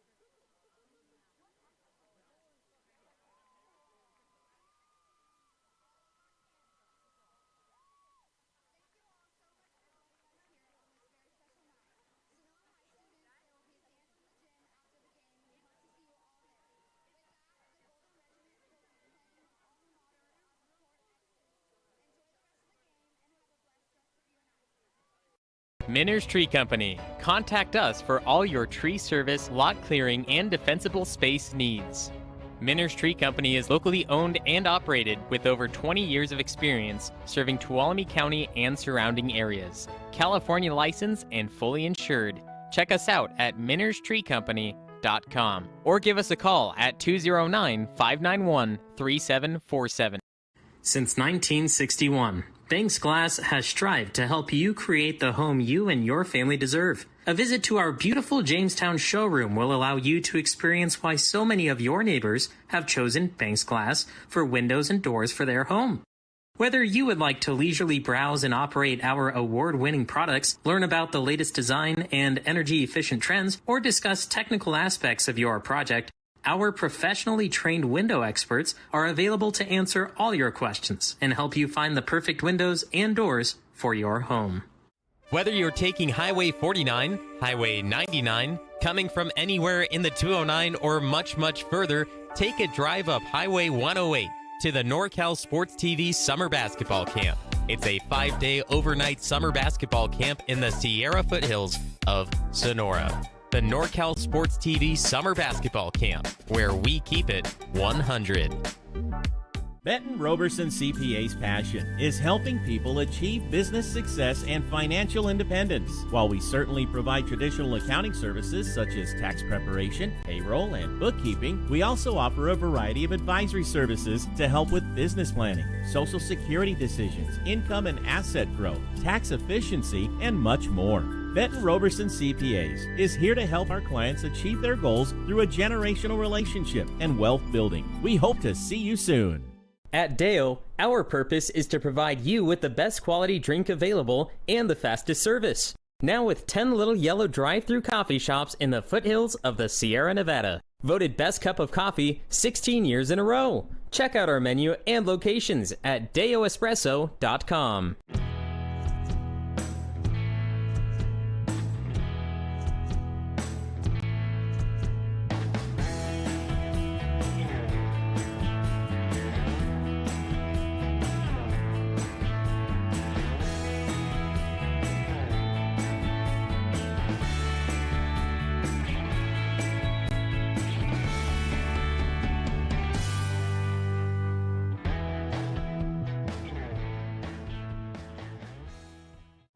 Minner's Tree Company. Contact us for all your tree service, lot clearing, and defensible space needs.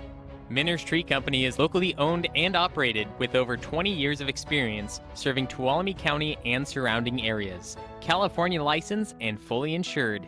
Check us out at minnerstreecompany.com or give us a call at 209-591-3747.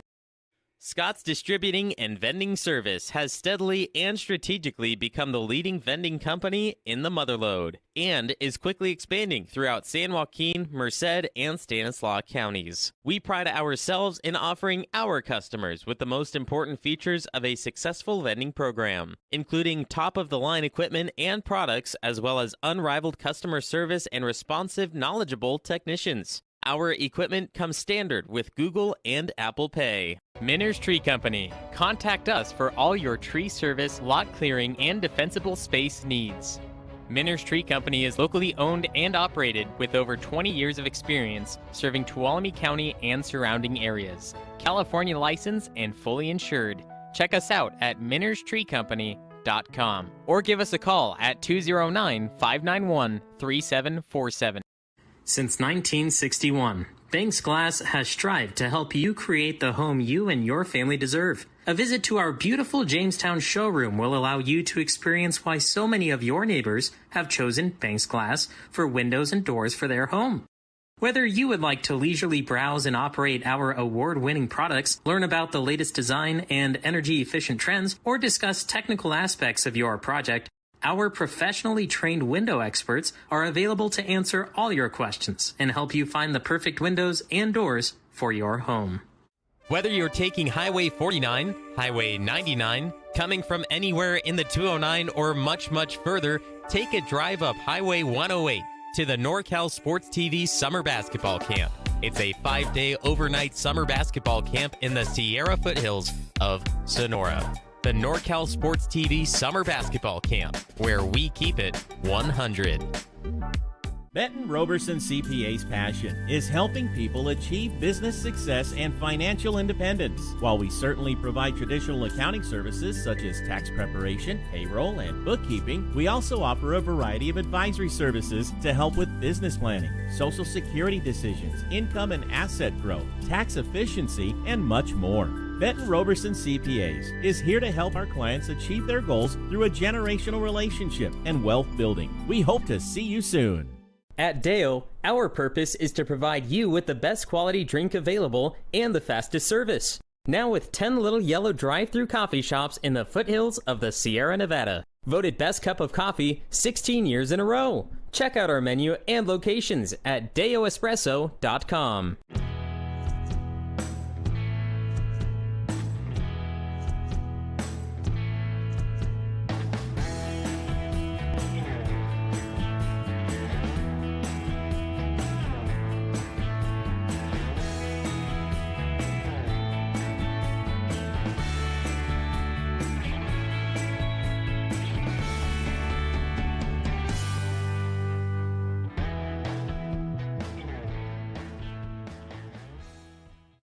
Minner's Tree Company. Contact us for all your tree service, lot clearing, and defensible space needs. Minner's Tree Company is locally owned and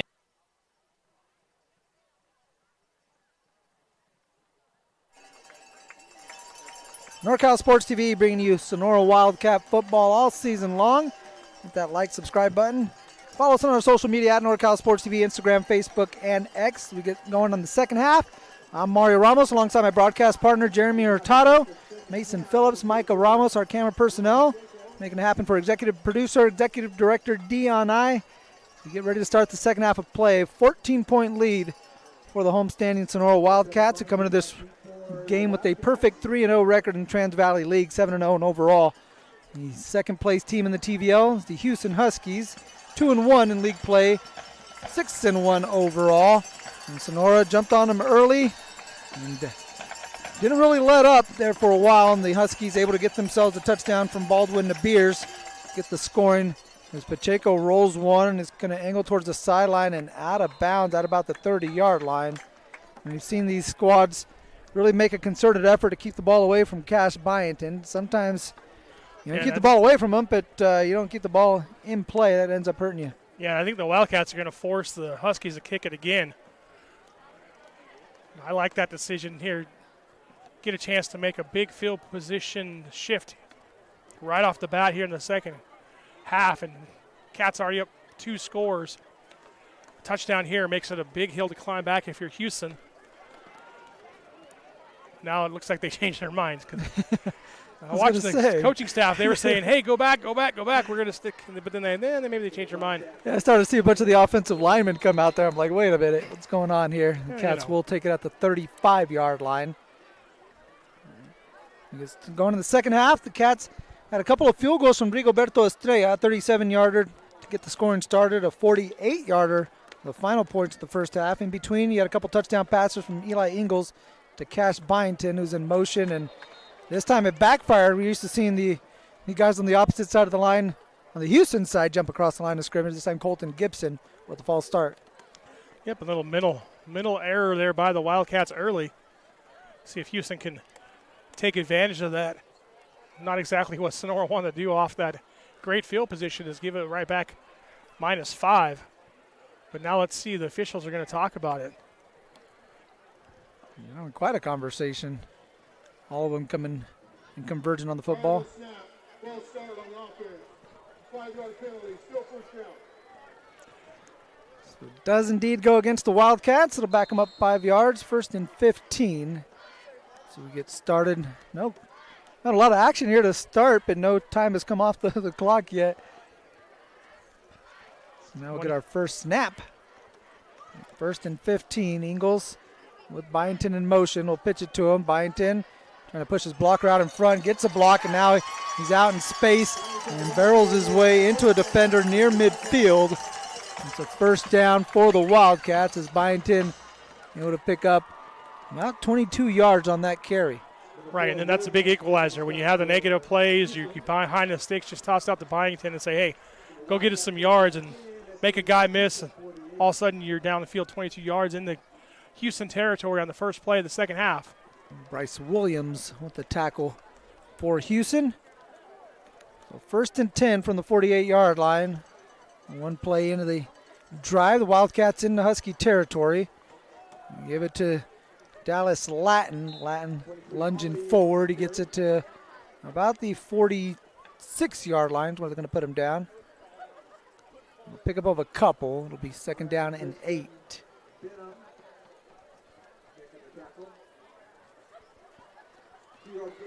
Mentioned a couple touchdown passes. Ingalls to Byington, one a 66-yarder, the other a 29-yarder. Byington streaking untouched down the middle of the field. Easy completions for Ingalls. Pick up a couple touchdown passes. This time he keeps it himself. He kind of got stuffed out there. Looked like momentarily he had some space. But ultimately brought down at the 40-yard line. So another 2-yard pickup. It'll be 3rd down. Well, 3rd down and medium here for the Wildcats. We'll call it 3rd down and 6. Take a chance to give a shout out to some guys watching out there from YouTube. Gary Grazioli from Somerville High School and Merced College alumni. Also, thanks, David, for shouting us out on the broadcast. Hey, David. Thanks for watching the podcast, or listening to the podcast, rather. We appreciate that, too. 3rd down and 6. Byington again in motion. We got a whistle before the snap. Give was a carry to Latin. Latin brought down following. Nick Wiggs made the tackle that didn't count because he got a false start, as announced by our official Marcel Lavala. So 2nd false start in this drive for the Wildcats. That's going to make this 3rd down a little less manageable. Now 3rd and 11. Thinking 2-down territory here for the Wildcats. Probably if you're Sonora. You've been doing a good job of controlling the football. You think you want to kind of take the air out of the ball and start the second half. And if you're Hughson, find number 7. Key on him. Make sure he's not the guy that beats you here on 3rd down. Byington, the wing back on the left side of the formation. In motion Gibson. He faked the pitch that way. Ingalls trying to get out of pressure, and he's not going to do it. He had Titus Beers down at the feet, able to bring down the quarterback. He got helped out by his teammate, Tristan Benham. Benham's been pretty active off that edge, even before Titus Beers, but now having Beers and Benham on the opposite side. You can see him here converge on the quarterback, actually both on the left side of the offensive line. Yeah, great job there by Benham just to kind of push his way through. And, yeah, Beers had him wrapped up, but Benham puts him down and finishes him off. So that's the stop you needed if you're the Huskies right there, right? You come out, you give up a little yards, but you force the Cats a punt. Now you get a chance to come back and cut into this lead. Roberto Estrella to punt this one away. And a line drive, spinning kick out to Lawson Avalos. Plays it on a bounce inside the 20. He's trying to turn the corner.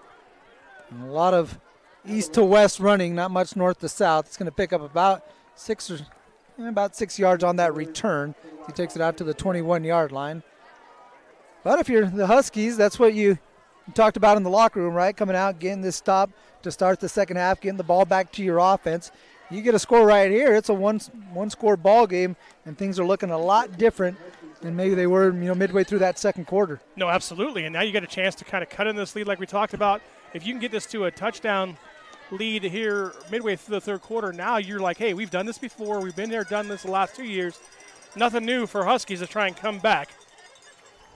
Wildcats show blitz. Huskies pick it up. Baldwin rolling out to his left. Baldwin back across the middle of the field. Pass short, intended for Avalos. Would have had first down yardage, had to been able to come up with the completion. But again, ball was a little short of the intended target. Avalos unable to corral that one.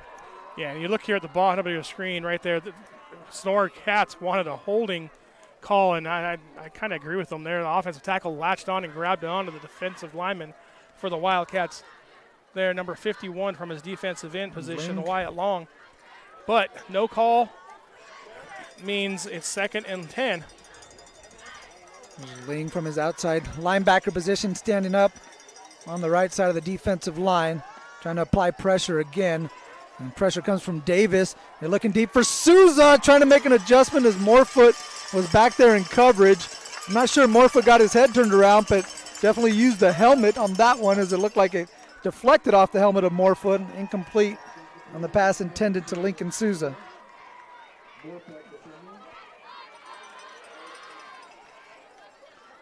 Yeah, absolutely. Like you talked about, good job of getting the pass out there and throwing it, and I think it hits him right in the back of the head. Morefoot, hey, sometimes, give a little strap.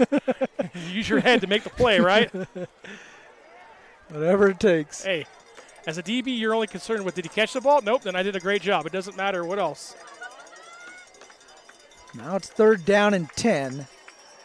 Baldwin, clean pocket, steps up. And this one underthrown and picked up by Morefoot. Intercepted at the 45-yard line. He's got blockers out in front. Makes Beers miss. And now he's going to be brought down inside the 15-yard line. Stephen Morefoot with another great defensive play. Comes up with the interception. A pass intended for Beers. A little bit behind him. Morefoot able to undercut that one and comes up with the interception. Absolutely. You see him come underneath the receiver, McDaniel, and then it's great ball skills by the Wildcat DB coming up there and getting all the way inside the 20-yard line, all the way down to the 12. Sets his team up for a big offensive possession. 4th interception on the year from Morefoot, a 33-yard return as the Cats set up 1st and 10 from the 12-yard line. On the right hash, Ingles gives this one to Latin. Latin going to get to the 10-yard line before he runs into a Husky defender. He had Valente Soria in on that play defensively for the Huskies. Yeah, and what I want you to watch on this replay here, Latin actually jumps right into Soria's lap. You see the motion, handoff, jumps, boom, Soria right there making the play. Good job there from the defensive end position for Soria, outside linebacker, coming up and making the big play for Hughson. It's a 2-yard gain, 2nd down and 8.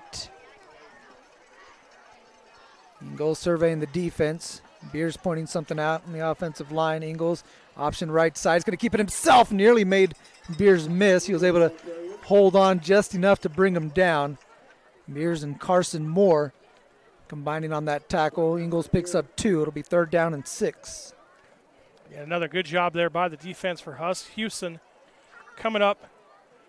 Did a good job of taking away the first option, and then Beers kind of double plays and takes away the pitch and helps make the tackle. Another big 3rd down play, 3rd and 6. Cats trying to cash in on the Morefoot interception. Huskies looking for a stop. They give it to Latin again, trying to jump his way through the offensive line. And he's not going to get much. He'll take it to the 5-yard line. Yeah, I think this is a possible 4-down territory. You got to watch the football here if you're the defensive line. Make sure that you don't jump. 4th down and 2. Coach Clifton keeping the offense out on the field. He's talking with Ingles on the sideline, trying to get the play call in. I think the Cats are just going to waste the That's time a long and take a operation. timeout. You take a little longer, right, to figure out what it is that they want to run. As the official Marcel Avila kind of knows what's going on as well. He's making his way toward the sideline. The play clock winding down. Sonora will take their first time out of the second half. We will as well. It's 20-6. Sonora leading Hughson. A big 4th down play coming when we return on NorCal Sports TV. Minner's Tree Company. Contact us for all your tree service, lot clearing, and defensible space needs. Minner's Tree Company is locally owned and operated with over 20 years of experience serving Tuolumne County and surrounding areas. California licensed and fully insured. Check us out at minnerstreecompany.com or give us a call at 209-591-3747. Whether you're taking Highway 49, Highway 99, coming from anywhere in the 209 or much, much further, take a drive up Highway 108 to the NorCal Sports TV Summer Basketball Camp. It's a 5-day overnight summer basketball camp in the Sierra foothills of Sonora. The NorCal Sports TV Summer Basketball Camp, where we keep it 100. Alongside the man of the Motherlode, Jeremy Hurtado. I'm Mario Ramos. The on NorCal Sports TV. Looks like the Cats are going to set up for a field goal opportunity. 4th down and 2 situation. Coach Clifton debating whether or not he's going to keep the offense out there on the field following the first time out of the second half by the Wildcats. They're going to set up for Rigoberto Estrella's 3rd field goal of the ball game. This one will be from 22 yards away. He's hit from 37 and from 48 in the ball game. I was going to say, this is his shortest one, and this is probably the most important one. This makes it a 3-score game if he hits this one. From the right hash, pressure off the edge, and Rigoberto Estrella able to get that in. Avala's diving in, nearly able to get the block, but Rigoberto Estrella is good once again, this time from 23 yards away. We're going to stay here with 5:54 left to play in the 3rd quarter. Huskies now trailing by 17, so 3 scores. And like you said, an important field goal there for Rigoberto Estrella, not his furthest one, but maybe one of the most important ones there as he makes it a 3-possession ball game. Yeah, absolutely, and having that weapon there to be the kicker for the Wildcats, that's 9 points you put on the scoreboard tonight, plus your extra points. So that's been a big weapon for Sonora all year long, and it's paying dividends here tonight. And what's a pseudo, TVL playoff game or championship game, coming out here and putting points on the board for the Cats. 3 of 3 on the field goals, 2 of 2 with extra points, and he's also had some good kickoffs, some good Deo Espresso and Smoothie kickoffs, pinning Hughson back deep. There's another good kickoff fielded at the 40-yard line by Peterson. He's got a seam. Peterson out in space past the 30-yard line. Good return there from Peterson. Another nice kickoff from Rigoberto Estrella, but 30-plus yards on the return from Peterson. Good field position to start this drive for the Huskies. Hey, and more importantly, he has a tackle on kick on special teams too. Right? Hey, those kickers, they keep track of those ones. They know. Okay, hey, I got 3 tackles all year. Yeah, So they're like, yeah, okay, I scored 43 points. But I got 3 tackles. Okay. So trust me, he'll remember those ones. Well, that one definitely kept some points off the board. Absolutely. So tackle Rigoberto Estrella made earlier on Peterson, who's got the Huskies set up at the 35-yard line. And the entire wide receiving core got going before the ball was snapped. You take your pick on who that false starts on. Well, I guess you could take your pick. Marcel Avala didn't want to take his pick again. He just said, everybody. Whole offense. But, you're right, absolutely. The wide receivers were in sprint mode, right? It was a pass because they were getting ready to get out of the blocks there early. And unfortunately for Hughson, just a little too early. We're back about 5 yards, 1st and 15 from the 30. If I'm Hughson here, I like to see some kind of safe call. They'll throw some kind of screen, maybe even that little trips, choice route over the middle, something easy for the quarterback to get back in rhythm here to start. I'm going to give it to Eli Wilbanks.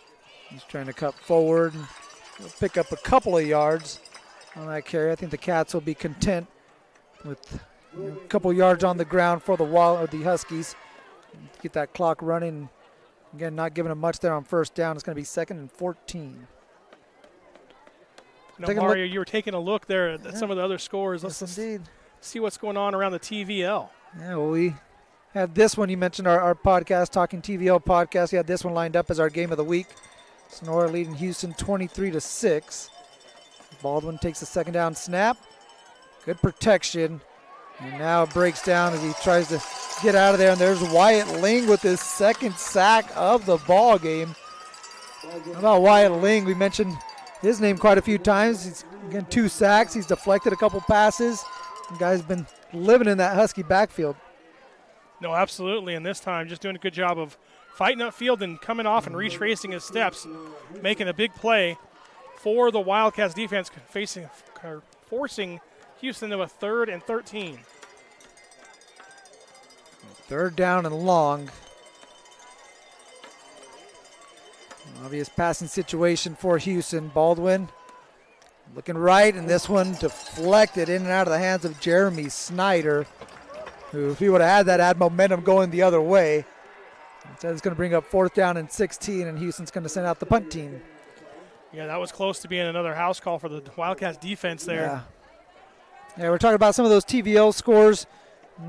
Mentioned this one being our game of the week. The other one that was kind of a 1B game of the week.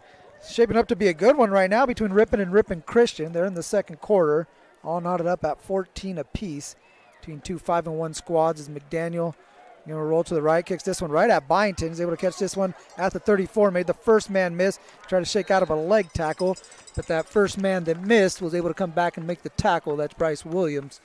He's able to bring down Byington at the 42-yard line, so 3-yard return for Byington. Our other score in the Trans Valley League has already gone final.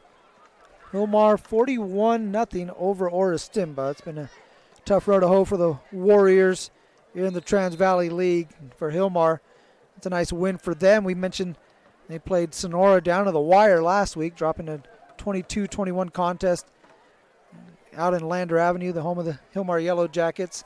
And they bounced back and beat their old Southern League rival Oristimba 41-0.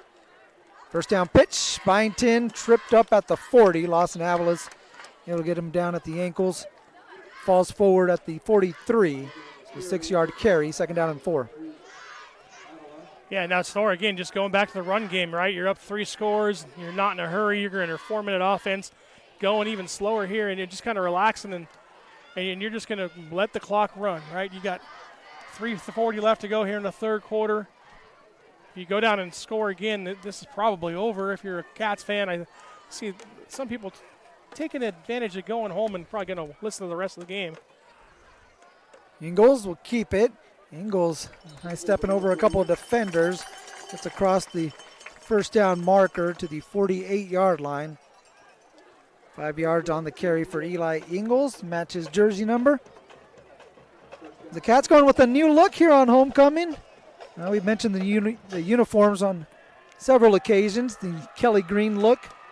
If they're accenting that with the white pants today. Normally we see them go green on green. Today they're going with the green tops and the white pants. 3 minutes left to play in the third. Ingalls again will keep it and fall forward across midfield to the 48-yard line on the other side. So 4 yards for Ingalls, second down and 6.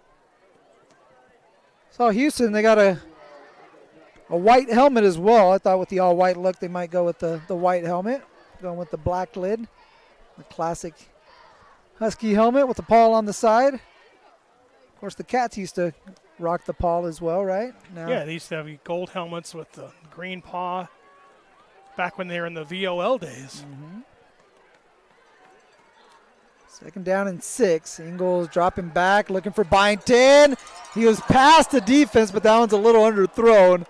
And Ingalls wants that one back. He's kind of shaking his head as he heads to the sideline. Yep, same play. We've seen him score twice before and this time. Better coverage by Hughson, I'll give him that. Still, had a chance to make the play, did the Wildcats, and it's just underthrown, like you said. I think if he leaves it over the top, he probably runs under it, and he's in the end zone again for his third time. But still, third down and 6. Huge chance here for Hughson to make a play and, again, get the ball back. Ball a little underthrown. Carson Moore able to get the pass breakup. Brings up third down and 6. Ingalls fakes the give to Latin, and he'll lunge forward just shy of the first down. It's going to be 4th down and 1. Coach Clifton's going to keep the offense out there, try to keep the chains moving. More importantly, like you said, keep this clock rolling. Try to get themselves closer to another TVL win for Sonora. And if they could take care of business here, the Cats could be in the driver's seat as far as the TVL is concerned. Whoever comes out of this Ripon Christian game will have 1 loss and still Sonora on their schedule. So, again, in the driver's seat but not in the clear. Ingalls will pick up the first down himself. Comes around the left side on that option and takes it near the 35-yard line to the 37. The first down and 10 for the Wildcats. Yeah, absolutely. You talked about next week, Ripon coming up here. Depending on what happens down there between them and Ripon Christian, one of them is going to have 2 losses. But Ripon and Ripon Christian left on the schedule for the Wildcats. So nothing decided from this outcome of the game. But like you said, it does kind of help the Wildcats be in the driver's seat as they get ready for those last 2 home games. Byington in motion, gets the pitch on the right side, trying to work around the spear block. Cuts it back into the 33-yard line. And a couple of guys carrying the play past the whistle, being helped up. Chance Davis making his way back into the huddle. Yeah, Ripon will be the next opponent for the Wildcats next week right here at Dunleavy Field. Catch that one on youtube.com/NorCalSportsTV. We'll be back on the broadcast for you. And then we take a week off from Wildcat football. The Cats will get their bye right before a big Halloween matchup against Ripon Christian. And that one shaping up to be quite a dandy between the Ripon Christian Knights and Sonora Wildcats to end up the season. Ingalls dialing his number a little more often here on this drive. He'll fall backwards near the 26-yard line, 25-yard line. And again, another first down for the Wildcats as the clock will continue to run, and it looks like that's going to take us to the end of the third quarter. The four fingers start coming up. You know, we had the final quarter here at Dunleavy Field. Sonora getting a field goal from Rigoberto Estrella in the third. That's the only scoring for either squad, a 22-yard field goal from Rigoberto Estrella to make it 23-6 as we head to the fourth quarter of play. Wildcats lead the Huskies on youtube.com/NorCalSportsTV. Scott's Distributing and Vending Service has steadily and strategically become the leading vending company in the Motherlode and is quickly expanding throughout San Joaquin, Merced, and Stanislaus counties. We pride ourselves in offering our customers with the most important features of a successful vending program, including top-of-the-line equipment and products, as well as unrivaled customer service and responsive, knowledgeable technicians. Our equipment comes standard with Google and Apple Pay.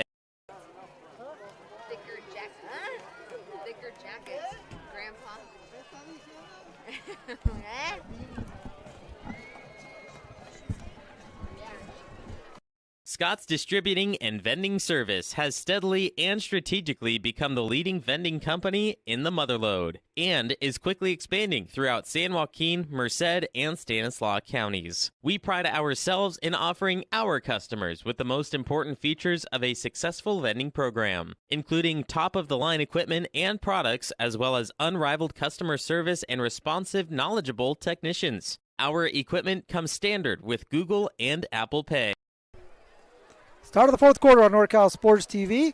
So we're with it 1st and 10. Ingalls again going to keep and go off the left side. He'll make his way near the 20-yard line. Another good pickup for Ingalls. 6 yards on the carry. 2nd down and 4 for Sonora. Mario Ramos, Jeremy Hurtado, alongside Mason Phillips and Micah Ramos, our camera personnel. Cats never trailed in this ball game. They jumped out to a 17-0 lead before Hughson got themselves on the board. Huskies makes the extra point to make it 17-6. Another touchdown for the Wildcats. Since they got one right here. Pass over the middle to Brody Spear. That play action fake is working to perfection as Spear gets the touchdown pass from Ingalls. His third of the ball game. A 21-yarder to make it 29-6 with another Rigoberto Estrella extra point on the way.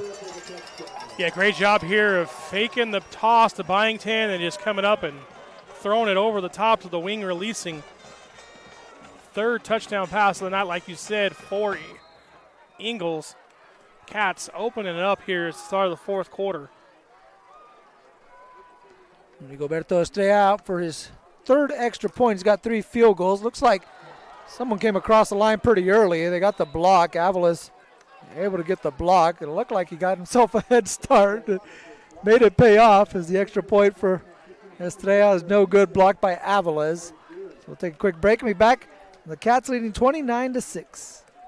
Since 1961, Banks Glass has strived to help you create the home you and your family deserve. A visit to our beautiful Jamestown showroom will allow you to experience why so many of your neighbors have chosen Banks Glass for windows and doors for their home. Whether you would like to leisurely browse and operate our award-winning products, learn about the latest design and energy-efficient trends, or discuss technical aspects of your project, our professionally trained window experts are available to answer all your questions and help you find the perfect windows and doors for your home. At Deo, our purpose is to provide you with the best. Deo espresso and smoothie. My guy Jeremy could use an espresso right about now. 29-6. Cats lead and got a touchdown pass from Ingles to Spear. Extra point blocked. Peterson on the return. Peterson stood up by Renault and is going to be brought down. The play was made out about the 24-yard line. The tackle finished up inside the 20. Back in the day when you playing out in the schoolyard and you get tackled and before forward progress, you thought you had that first down and the guy would pick you up and toss you back about 4 or 5 yards, and all of a sudden you got a third down situation coming up. Yeah. It kind of looked like that right there with Renault, but fortunately for Peterson, he got the forward progress to the 24. Renault can pick you up. He's a very accomplished wrestler here for the Wildcats too, so he knows how to fireman carry and all that kind of fun stuff. And so that's the one guy on the team there I wouldn't want to be trying to get into a scrap with. Baldwin taking the first down snap, gets it out to Souza in the flat. Souza brought down by Anthony Warford. Good tackle by Warford in space right there. Go open field play to bring down Souza at the 25, 26-yard line. Ronaldo, another Columbia kid I had in class a couple years ago. So, we got a chance to talk to one of those kids, Nolan Anderson, earlier this week in the podcast. He was a Columbia kid, also George Ronald out there. So I've taught a couple of these kids out here. Fun to watch them make plays for the Wildcats. On second down, Baldwin gets rid of this one to Beers. Beers makes the catch in traffic. Good layered throw to get that over Spear. Beers able to make the play. Hudson with the tackle, puts it at the 40-yard line, a 15-yard completion. First down for Hughson. And if you're Houston, you got to pick up the pace here a little bit. I mean, you're down 23 points. 3 scores technically, but you got to get moving if you're the Huskies rather. One thing you do have in your favor is all 3 timeouts remaining. Baldwin dropping back, stepping up, and got him. Avila is wide open. No one out in front of him. He's going to get into the end zone, and that's just what the Huskies needed, a quick strike.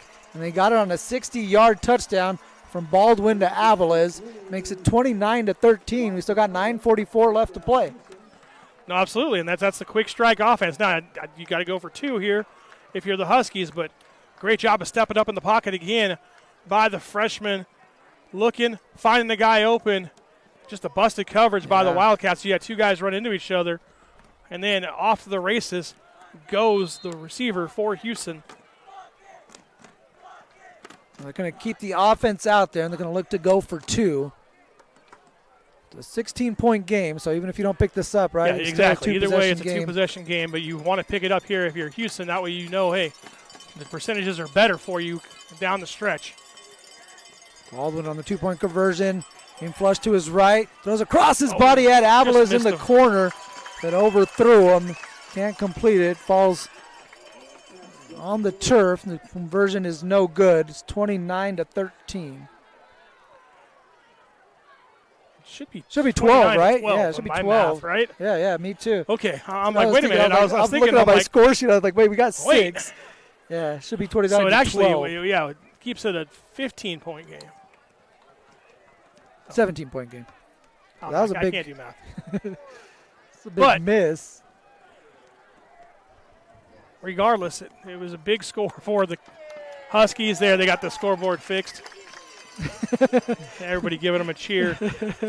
Hey, he's new up there. He's filling in for one of the injured Wildcat coaches, Greg Rogers, out. They had knee surgery, so shout out to him. I'm sure he's watching from home. His son down there, one of the offensive linemen, filled in at kicker a couple weeks ago for Rigoberto. See him every now and then out and about in the community, and now Hughson lined up. Obvious onside kick situation here, right? Pacheco teeing it up at the 40-yard line, having a conversation with some of his teammates to his left. A lot of Cats hanging out about the 50-yard line. Pacheco is going to kick this one off of a Wildcat ball. That's a great kick. He's able to be recovered by Sonora. Looked like initially it hit Anthony Warford, and Colton Gibson able to jump on top of it. Yeah, you got what you wanted there, right? I mean, great job of kicking the ball on the ground, getting that little hop off the chest plate. Unfortunately for Houston, no one there to recover it. But now the mission stays the same. Hey, you got to get a 3 and out. If you can get a turnover, even better. 3 and out. Get yourself back on the offensive side of the ball. Down 17. You're still down 3 scores. Okay, now we got the official math figured out for us, Had to borrow some fingers from friends here in front of us and get it figured out. But regardless, down 17, got to get a turnover or a 3 and out if you're Hughson. First down for the Wildcats. They'll pitch this one left side. A lot of room for Colton Gibson. He's able to rumble into Husky territory at the 30-40-yard line. So a 15-yard pickup for Gibson. And first down for the Wildcats as the clock's starting to run again with 9:30 left to play. Yep, great job there by Ingles, just running the triple option perfection. Kicks it out on the pitch. No one outside, and a big run down the sideline picks up a first down. Clock running, ball inside Huskies territory, right where Sonora Wildcats want to be here with, you said, 9 minutes and change left to go. We're in field goal range, right? Almost, eh? Ingles on the keeper. Finds some space on the right side and cuts it back up the middle. Brought down at the 26-yard line. 8-yard pickup for Ingles. Second down and 2 for the Wildcats. Yeah, Ingles says, field goal what? I'm going to go get me another first down or close to it. Big pickup there on first down. At least a 2nd and 1 for the Wildcats. Tell you what, if I'm the Huskies right now, I'm keeping an eye on that play action fake and that wing back streaking down the seam. We've seen it work for 3 touchdowns already. Should have been a 4th. It was underthrown. Yep, you're right. You could hear in a 2nd and short, it'd be a good position for the Huskies to try to run that. And Ingles put it in the belly of Stephen Ollie. He had to rip it away, and Ollie went down and tried to make a block on the linebacker afterwards, using that momentum. He thought he was going to get the carry. Ingles kind of had to rip it away from him. Yeah, and then that's that mesh point that you kind of look at in here, and you really don't know if you're the fullback. You're like, okay, I got the ball. Nope, it's gone. Okay. And it's really, like I said, you don't know as the fullback if you're getting the ball. You don't know what the quarterback decides until the last second. Great evidence there as the Cats pick up another first down and bleed the clock under 8 minutes left to go. Sonora with 2 timeouts remaining. Using all 3 timeouts at their disposal, but clock becoming a serious factor. Latin, whole bunch of room, right side, cuts it back near the goal line. It's going to be just short. Try to extend it in at the last second, but he was already down. He takes it to the 1-yard line. First and goal for the Wildcats. Great blocking on the right side of that offensive line. You could have drove one of those homecoming floats through that hole. Yeah, absolutely. And again, he didn't get touched till he was at the 5-yard line, like you said. And then he just reaches a little too late trying to get it in the end zone. But got to love the effort there from the fullback. Sometimes that could be dangerous. You want to lunge that ball out there towards the goal line, but you end up getting it knocked out or just simply losing it right at that point. Yeah, absolutely. But DeMercado. Well, yeah. Trevor Lawrence. Coming up on 7 minutes left to play. First and goal from the 1. Ingles going to keep it himself, and he'll skip into the end zone for the touchdown. Hey, fitting that he gets one on the ground tonight after he's thrown for 3 of them. Goes ahead and runs one in. Hey, and there's that 35-point mark we talked about early in the game, right? Yeah. First one to 35, probably going to pull off the victory, and right now Cats 35, pending the extra point. A nice ball game for Eli Ingles. 3 touchdown passes through the air, 1 on the ground as he gets in from 1 yard away. 35-12. Estrella out for another extra point. Last one was blocked. Aviles again trying to time it. This time he didn't quite sync it up a la Troy Polamalu. Gets called for the offsides. Yeah, and the official's asking the Cats, hey, do you want to go half the distance and go for 2, or are you going to keep the kicking team out there? Looks like they're going to keep the kicking team out there. They do take the penalties. They'll move it up a little bit, but they're going to, like you said, keep the kicking unit out there. Rigoberto Estrella. Going to tee this one up. High snap. Morfoot brings it down. Rigoberto Estrella pops it up and over the Golden Regiment. And Roberto Estrella keeping that lineage of good kickers alive here at Sonora. We got Garibay, who's going to be kicking tomorrow for us on NorCal Sports TV over at Modesto Junior College. But here the Cats taking a 36-12 lead over Hughson. Minner's Tree Company. Contact us for all your tree service, lot clearing, and defensible space needs. Minner's Tree Company is locally owned and operated with over 20 years of experience serving Tuolumne County and surrounding areas. California licensed and fully insured. Check us out at minnerstreecompany.com or give us a call at 209-591-3747.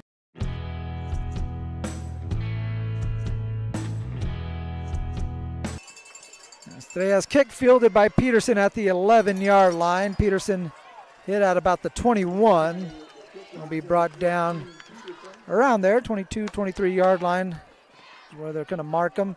6:48 left to play, 36-12. Sonora leading Hughson. Ripon Christian taking a 21-14 lead into the halftime locker room against their inner city rival, the Ripon Indians. I wonder what locker room they're going to go to. Are they just going to go back to theirs, right? It's probably closer. Yeah, I mean, they literally have a sports and fitness building on the back side of the bleachers. Yeah. I would just be like, hey, open the gate. Let's go right there if I was Ripon Christian. Right. Instead of walking the half mile back over to the locker rooms. Exactly. At Ripon.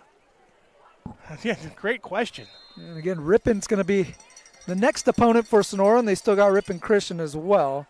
Baldwin getting this one out to Aviles in the flat. Makes one man miss, another man misses. Aviles still on his feet as Morefoot came in, put a pop on him, but didn't knock him down. Renault, like you mentioned, that two-leg takedown right there, able to bring down Aviles. He gets it to the 37-yard line. It's going to be a first down for Hughson. Yeah, Renault, he's a scrappy kid. He played basketball for me at Columbia. And like I said, I know he's a big wrestling family and wrestler here for the Wildcats. Now what was Jeremy Hurtado like on the mat? What kind of wrestler I was wrestled for 1 year, and it was absolutely horrible. I lost every match and said, I'm done with this. My brother, on the other hand, he went over. He decided to wrestle 1 year, and he ended up finishing third in the county. And I said, okay. And then he said, I'm done with that stuff, too. So it's a tough sport, man. It takes a different breed. Baldwin hanging in the pocket, trying to get it deep to McDaniel. Pass falling incomplete. McDaniel looking for a flag in the earlier portion of that route. Ball's incomplete, second down and 10. Went and checked out a Stanford-San Jose State football game a little while back, and he mentioned, Robert McDaniel, a former quarterback for Hughson, now at San Jose State. Bryce McDaniel was there checking out the ball game too with his family out in Palo Alto. Yeah, waiting to see where he's going to end up going, right? I mean, you Fresno never know. State commit. Well, but that could change. You know how that goes. Yep. Supposedly Fresno State, but you never know. That'd be a house divided right there, right? You got one Spartan and one Bulldog? Absolutely. Ooh. Don't want to be there on that night, right? Or maybe you do. It's a lot of fun right there. Second down and 10. Baldwin rolling to his left. Gets his feet set, goes deep down the left sideline. And nice play. Intended for Beers. You had double coverage out there. Byington coming in at the last second, helping out. I believe that's Isaac Hudson who was out there. Yes, it was Hudson and Byington on the coverage. Pass again intended for Titus Beers. Yeah, good play there by the DBs for the Wildcats. Unfortunately, we didn't get it there on the film, but nevertheless, great job of coming over and help support from your safety, Byington, and good coverage there by the cornerback as well.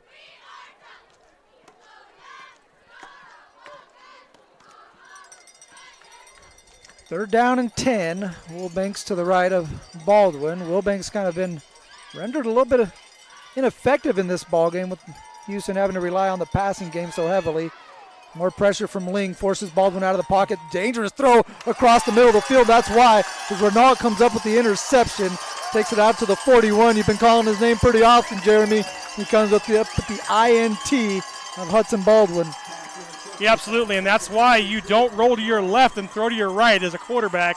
That's one, again, that the coaches are going to watch on film tonight and tomorrow when they watch film be like, hey, yeah, let's not do that. You roll to your left, throw to your left. George in the right place at the right time for the Wildcats, coming up with a big interception. Not too often that Hudson Baldwin's look like a freshman, but that one might have been, again, a play that he'd like to have back right there Same token, right? You're trying to make something happen at this point of the game. I get that part, but you had receivers on the left side of the field too. Go throw one of those or throw it away and live to fight another day. Instead, you get the ball picked off, and now the Cats have more chance to run clock off. Byington one-on-one makes Avalos miss and gets around the leg tackle of another defender. I believe that was Williams trying to make a play on the edge. He does usher him out of bounds near the 37-yard line is where they're going to put him out of bounds. Byington here after the pitch doing little high hurdles, getting up and over. Picks up 4 on the play.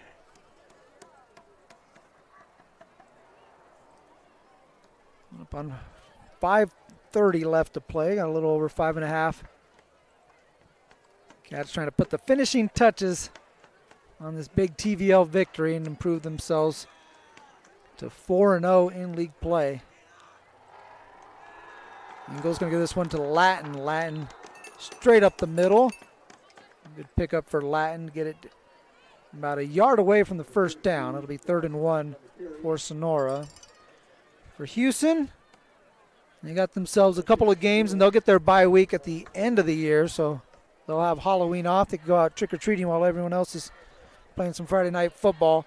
Houston will have Orristimba coming up next week out at home, and then they'll take on Hillmar to round out their league play. This one right here can drop them to 2-2 in TVL, 6-2 overall. I think as far as the playoffs are concerned, they'll be okay, right? Strength of schedule with the TVL. It's nothing to sniff at. Latin gets the fake pitch, and they kick this one out to Byington off the left side. Byington trying to stiff arm a defender. He pushes him out of bounds inside the 10-yard line, marked out at the 9. It'll be 1st and goal for the Wildcats. Byington with a 23-yard pickup on the ground. Yeah, and if I'm Sonora, I don't know if I have Byington out there anymore, right? I mean, hey, this game is pretty much over. You're running out the string, and as I say that, there he goes, right? Hey, over the sideline, getting the handshakes from coaches. Maybe he was asking, hey, can I get one more carry? Right. You never know. But I think that he's done enough tonight to warrant sitting on the sideline for the rest of the game and watching this one. It's kind of like when a pitcher comes out of a ball game, all the teammates start shaking his hand and everything. Yeah, he's probably done for the night at that point, right? Here's Ollie off the right side trying to cut it back. It'll be swallowed up at the 5-yard line. 2nd and goal for the Wildcats. Like we said, Sonora now in the driver's seat, 8-0, 4-0 in league play, but still those 2 Ripon squads, Ripon and Ripon Christian respectively, still on the schedule, and one of them is going to be 2-1 in league play. One of them will be 1-2, and both of them are going to be battle tested, as everyone in the Trans Valley League usually is. Like we said, with the playoffs being altered from now, you got as many as 16 teams in a bracket now to 8 teams, the maximum for each division. Still looks like the TVL is going to be okay when all's said and done. When the dust settles, they'll have some squads competing for blue banners. The carry goes up the middle, and it's going to be just shy of the goal line is Stephen Ollie. Yeah, like you said earlier, there's going to be a chance for 3 TVL teams to go to the playoffs and get a chance to hang those blue banners. I think we might get more than 3 teams, but I think 3 divisions. Right, yeah. No, for sure. Exactly, yeah. I think you're probably going to get 6 of the 7 teams probably into the playoffs, most likely. Yeah, you have Hughson and Escalon with an opportunity to compete in Division 4. Yep. The Cougars are going to have some work to do. I think they still have to. They do. They're going to have to win another game somewhere else, somewhere along the way, I think, to be safely in. They're that 6th seed right now, but we expect that to happen. They still have some teams on their schedule that they can beat, obviously. And then, like you said, Sonora, Hughson, Escalon, they're all going to be there, as Escalon still has, Ripon Christian, Orristimba, and Ripon left to play. Yeah. So none of those are easy tasks per se, but I think if you can slide another win in there, you're going to safely get yourself into the playoffs if you're the Cougars. Ripon, I think, is clearly in already. Hillmar was the 2 seed in theirs. In Division 5, yeah. And so they picked up the win tonight. I think that pretty much secures them a spot, even if they lost out to stay in the top 8. Mm-hmm. So, the only real one you wonder about maybe is whoever wins that Ripon Christian, or whoever loses that Ripon Christian game, rather, that they might slide out. But I still think that the TVL strength of schedule is going to get them in as well. Yeah, Ripon Christian, Sonora, all competing in Division 6, right? Yeah, so those three. And that's will where all I be in feel like Division if 6. maybe, let's say, Ripon Christian loses tonight, right? I think that hurts them more than, say, Ripon losing tonight. Just because, just the way it works, and then Ripon Christian, you pick up another loss against Sonora, and maybe you lose again another time. That could kind of drop you out. But we'll see how things play out. There's still lots of time left to go in the TVL. That's what's great about these Trans Valley League games, right? Is you get the chance to decide it on the field. You get matchups every week that are important to the playoffs, important to league standings. So never really just an off game week and say, hey, we don't have to worry about things this week. An injury on the field that they're tending to, one of the Huskies' interior linemen still down on the ground. Moira Ramos, Jeremy Hurtado with you on NorCal Sports TV. Ripon Christian currently leading Ripon 21-14 in the third quarter. And remember, the Huskies being helped off the field. And a nice hand from a great crowd that we've had on hand here today. Crowd's been amazing both ways. The JV game, Hughson was able to come back. They were down 23-7 at one point, and then rattled off 30 straight points to win it on the JV level. So it's been a packed house since about 5 o'clock this evening. And what I love, too, is you got everybody sits on the same side of the stands here, but there hasn't been any going back and forth. It's just been, hey, we're going to root for our guys, we're going to root for your guys, and we're not going to, be yelling back and forth at each other. And I love the respect and sportsmanship showed here tonight between these two fan bases as well. Back on 3rd and 1, 3rd and goal from the 1. They give it to Ollie. And he'll get his way into the end zone for another Sonora touchdown as the Cats add to their lead. It's now 42-12. Another cat roar as Rigoberto Estrella will make his way out for another extra point. Got a lot of airtime tonight as Rigoberto Estrella. The Cats offense getting things done. Another touchdown, another one on the ground. Yeah, Estrella may be making a case for the MVP today of the game. Yeah. Between him and Byington. Well, Byington always does, right? He shows up, he's the MVP when the game starts.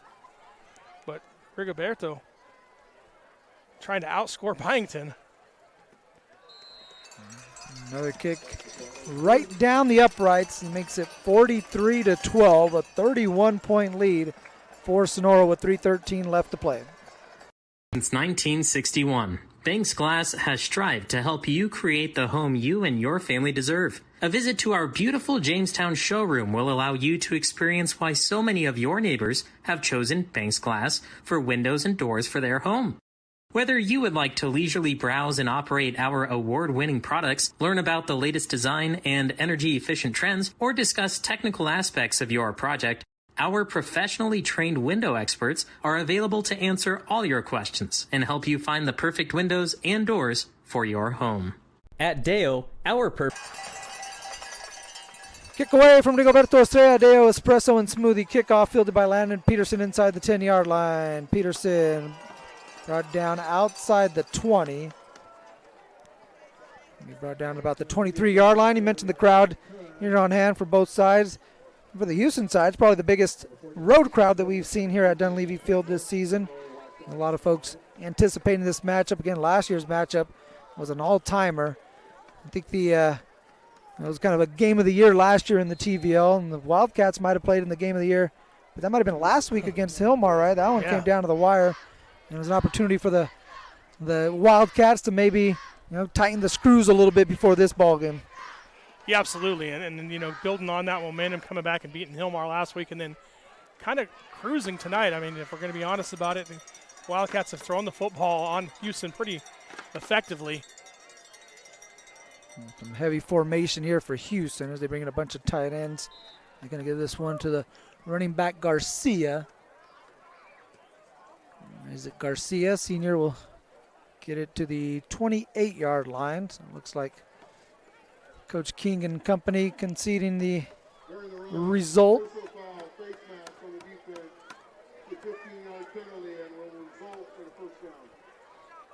A face mask penalty on the Wildcats. Russell Spalding now taking the snaps for the Hughson Huskies. Hudson Baldwin on the sideline. Still got his helmet on. He's still hanging out with the play calls. He's going to be in tune for the rest of the ball game, but Russell Spalding will be taking the snaps. There'll be better days for the freshmen. I mean, that's one of those things. Hey, this is a learning experience. You got to come up here and learn how to win in a big-time environment. And then, hey, he's only a freshman. He's going to get 4 more opportunities to do that. A little exchange there at the mesh point where Aviles and Spalding run into each other. And Aviles is able to get the carry and take it on the left side. Out of bounds near midfield. Clock rolling near 2 minutes. And youtube.com/NorCal Sports TV. You can follow us on our social media at NorCal Sports TV. Instagram, Facebook, and X. Got some junior college football tomorrow on tap. I'll be out at Modesto Junior College. The Pirates take on the Fresno City College Rams. There's some former Wildcats on the MJC rosters. They give this to Garcia. Nothing doing there. It's going to be brought down by Ethan Craig. Had a nice special teams tackle earlier. This time he's got a tackle for a loss on defense. Yeah, absolutely, and good to see some of these Wildcats get in here that don't get a chance to play all the time, making big plays here on homecoming, something they can remember the rest of their lives. And you said, tomorrow you got the Wildcats, former Wildcats playing there against Fresno City, a thing you can watch on NorCal Sports TV. Coming up next week for the Huskies, they go back home for their last 2 weeks of the season. They got Orristimba, and then Hillmar comes to town. Read option. Spalding's going to keep it himself now, looking for room on the right side. Spins away from Renault momentarily, but he was able to get that ankle takedown. That's part of that wrestling right there. Yeah. Absolutely. Like I said, hey, if you want to be a better tackler, go wrestle. Okay? It's just one of those things where, as football coaches, you love your linemen to wrestle because it teaches you footwork, and it's all about balance and that kind of hand-to-hand combat. But DBs specifically, hey, you learn all that kind of takedown ability, and you can use that on the football field, as you saw Renault there do it just a moment ago. Now 30 seconds left to play. Looks like we might get one more snap here for the Huskies if they're able to keep the clock rolling. Garcia will get to the right of Spalding.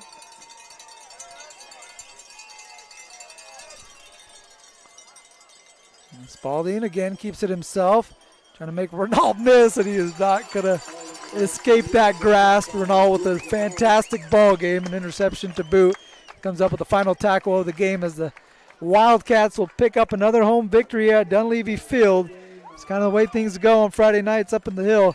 Wildcats come out with the victory 43-12 over the next best team in the Trans Valley League. Sonora now sitting pretty at 4-0 in TVL play. Perfect 8-0 on the season. We're not there yet. We got a turnover on downs. They're going to have to take a snap. The teams are ready to line up and shake hands, but the officials said, hold on. Got to run one more play. Cats need a guard. Chance Davis is going to go out there and take the snap. He had a sophomore, it looked like, who's not on our roster, was looking to go out there, and they said, get back there, youngster. So Ingalls will have a negative running play for the first time in the ball game as he steps back and takes a knee. But it's all positive for the Wildcats. Again, they pick up another home win. They move to 4-0 in TVL, 8-0 in league play as they win 43-12 over Hughson, who drops to 2-2 overall. 2-2 in league play and 6-2 overall. Quick look around the TVL scoreboard before we head out. Ripon Christian now leading 28-14 over Ripon as they're still in the third quarter. And once again, Hillmar defeating Orristimba. That one already final, 41-0 Yellow Jackets over the Warriors. Here was the Wildcats early and often and all the way to the end. They finished up this victory 43-12 over Hughson here at home. For our entire broadcast crew, I want to say thank you for watching Wildcat Football on NorCal Sports TV. For our executive director and executive producer, Dion I, our producer and color commentator, Jeremy Hurtado, and our camera personnel, Mason Phillips and Micah Ramos, I'm Mario Ramos saying thank you for watching Wildcat Football on NorCal Sports TV. Final score, Sonora 43, Hughson 12.